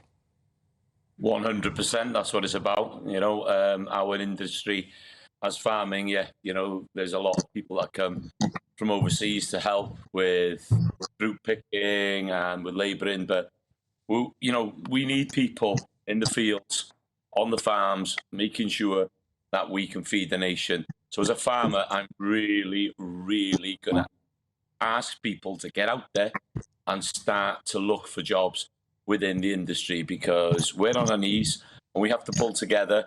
And if we keep bringing people into this country, there'll be nothing left. We are in a really dire situation, and we have to pull together to make sure that we can feed the nation and have enough energy and enough supplies to, go forward. Yeah. It's a scary time. It is a scary time. It is. I've never seen you without your hat on, though, so it's interesting. It's interesting. I imagine you have sort of lots of big, curly, dark hair. There's nothing there. Nothing there. Right, let's go to David Bark. He's there in Watford. David. Hello, Nana. We've got a major problem that goes back many years when they first of all stopped children as young as 14 getting Saturday jobs. They're not allowed to get to 6 until they're 16, so you lose that first best bite of earning money and getting the work ethic. They encourage, Tony Blair, bless him, encouraged people to go to university and killed off the apprenticeship skills. We've now got Keir Starmer saying we're going to bring back apprenticeships. If you do not have the work ethic at the beginning, it doesn't matter what you do, you're not going to go out for work. Yeah. They'd rather... You've got to have people working. If they have to come from abroad, that the UK economy can continue to grow, as we hope it will do, then you have to have them. But you've got to go back to the kids at 14 and say, right, you're able to go and get a Saturday job. Go out, work with older people, understand about earning your own money and enjoy life as you get older. Yeah, absolutely. Enjoy life as you get older. I like that. Jonathan Jones in Cornwall. Yeah, no.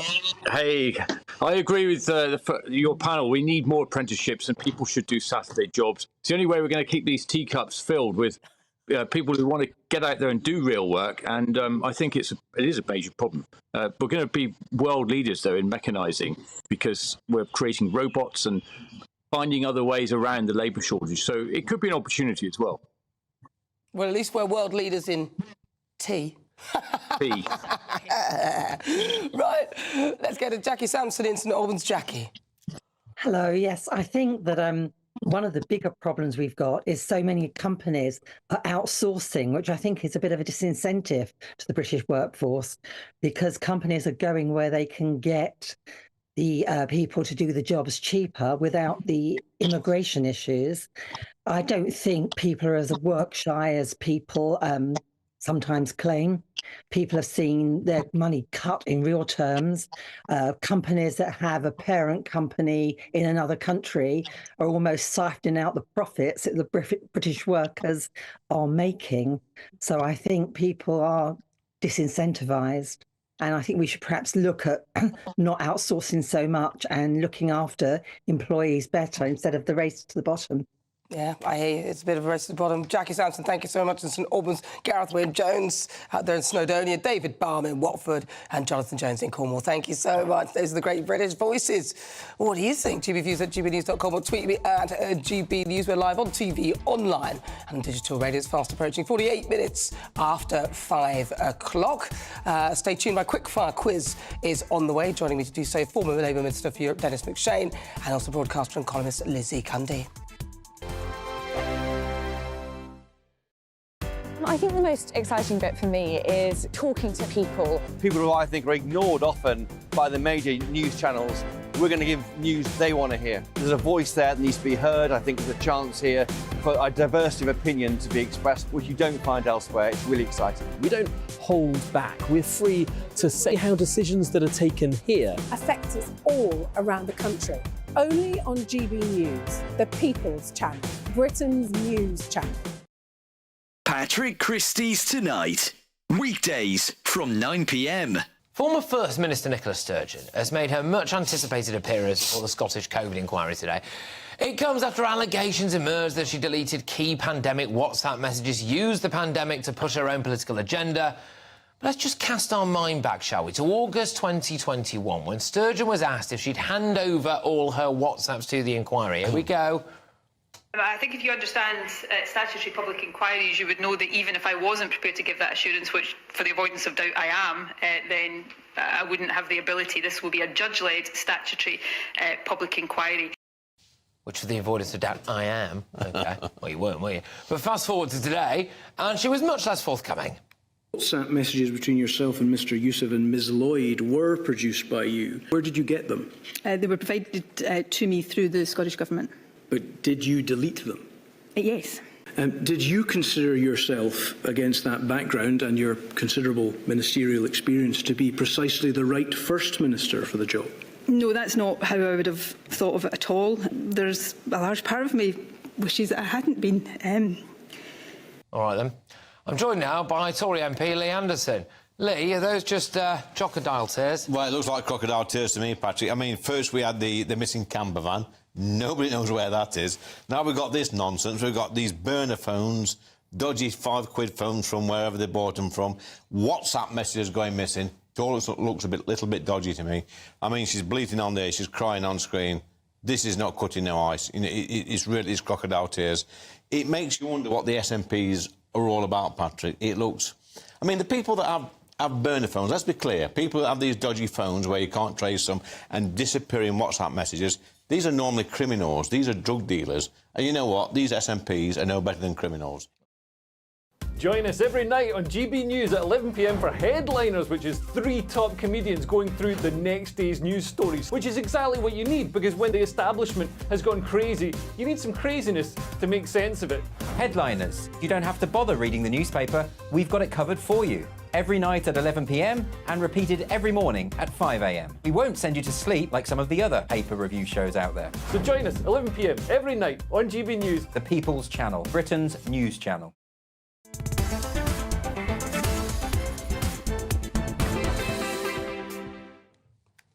This is GB News on TV, online and on digital radio. I'm Nana Akua, and it's time for my quiz.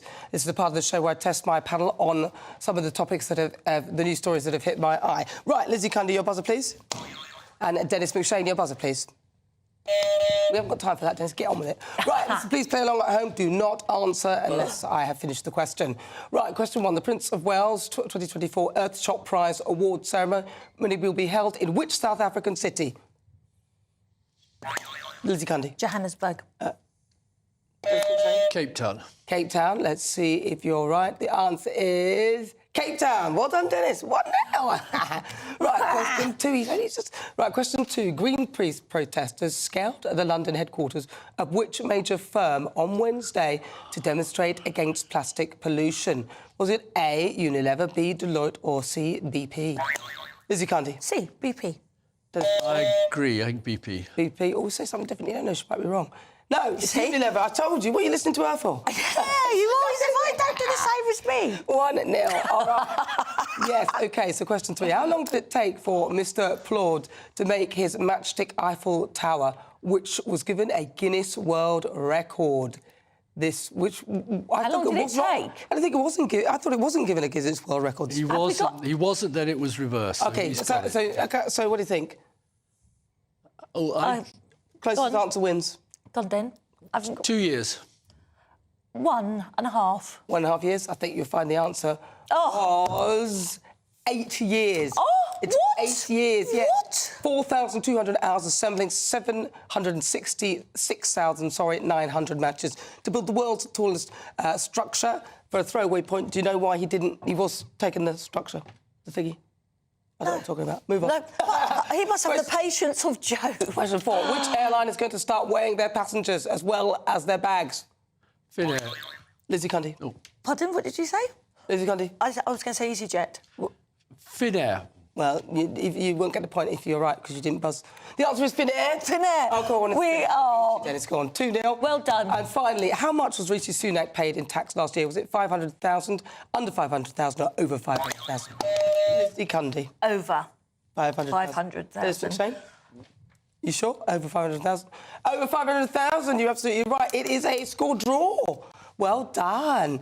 Right, now, and finally, it's time for Clip Baits, a clip that caught my eye this week. Now, this video shows a guy doing this. He's doing his makeup on TikTok. Here's a teaser. Video on how to do your eyebrows. This video, you're gonna need some eyebrows and something to put on them. Well, do you want to see the rest of it? Let's show the whole thing.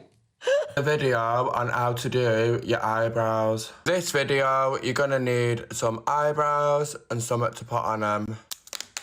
Now, it's totally your choice. You can make them very skinny, but you are gonna look at with your eyebrow stuff, you want to give it a little dig like that. I did rob this one from Mac. Once you got your product on your brush, you're gonna put it on your eyebrow and give it a straight line like that.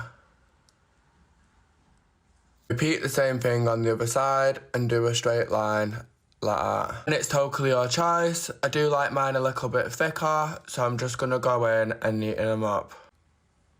But once you're happy with the shape that you've got, you're ready to go out and carry on whatever you're doing that day.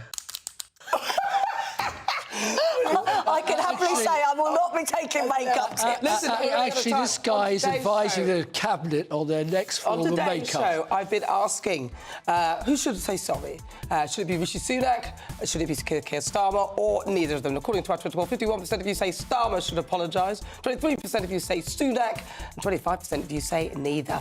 Well, a huge thank you so much to my panel, broadcaster and columnist Lizzie Cundy, House of former Labour advisor Dennis McShane for joining me, and thank you to you at home for your company. I'll see you tomorrow, same time. time, same place at 3. I'll leave you with the weather. Looks like things are heating up. Boxed boilers, sponsors of weather on GB News. Hello there, I'm Jonathan Vautry here with your GB News weather forecast provided by the Met Office. It has been a reasonably dull start to the weekend for many of us, but a few brighter spells further towards the west. We now have these blustery showers pushing into southwest England, a longer band of rain spreading its way into eastern England and eventually Scotland later on in the night. Considering how wet it has been recently, it could cause some localised disruption with this extra rainfall. Elsewhere, there might be a few clearer spells around tonight, could provide some fog patches in places, a very patchy frost in some rural spots, but most of our towns and cities will be staying above freezing. It's a fairly messy start to Sunday as well. Again, fog could be quite slow to clear in places. This rain eventually moving its way in across eastern Scotland. A very wet day for the Northern Isles, but some brighter spells arriving from the west, so too with further showers, so never put the umbrella away completely. Again, some of those showers could be on the heavier side at times. Temperatures, though, ranging between 7 and 11 degrees Celsius, which is pretty much where we'd expect them to be for the time of year. Into Monday, the area of low pressure that has been with us will slowly drift its way northwards, settling itself up closer towards Iceland. This allows this northwesterly flow of air to start moving its way in, so relatively breezy day with showers frequently pushing into northern and western counties. Further towards the east, though, you'll start off drier with a reasonable amount of sunshine, but can't rule out the odd shower arriving here later on in the day. We hold on to quite a changeable theme throughout the forthcoming week as well, with further rain around at times. Enjoy the rest of your day. Bye-bye. That warm feeling inside from Boxed Boilers, sponsors of weather on GB News.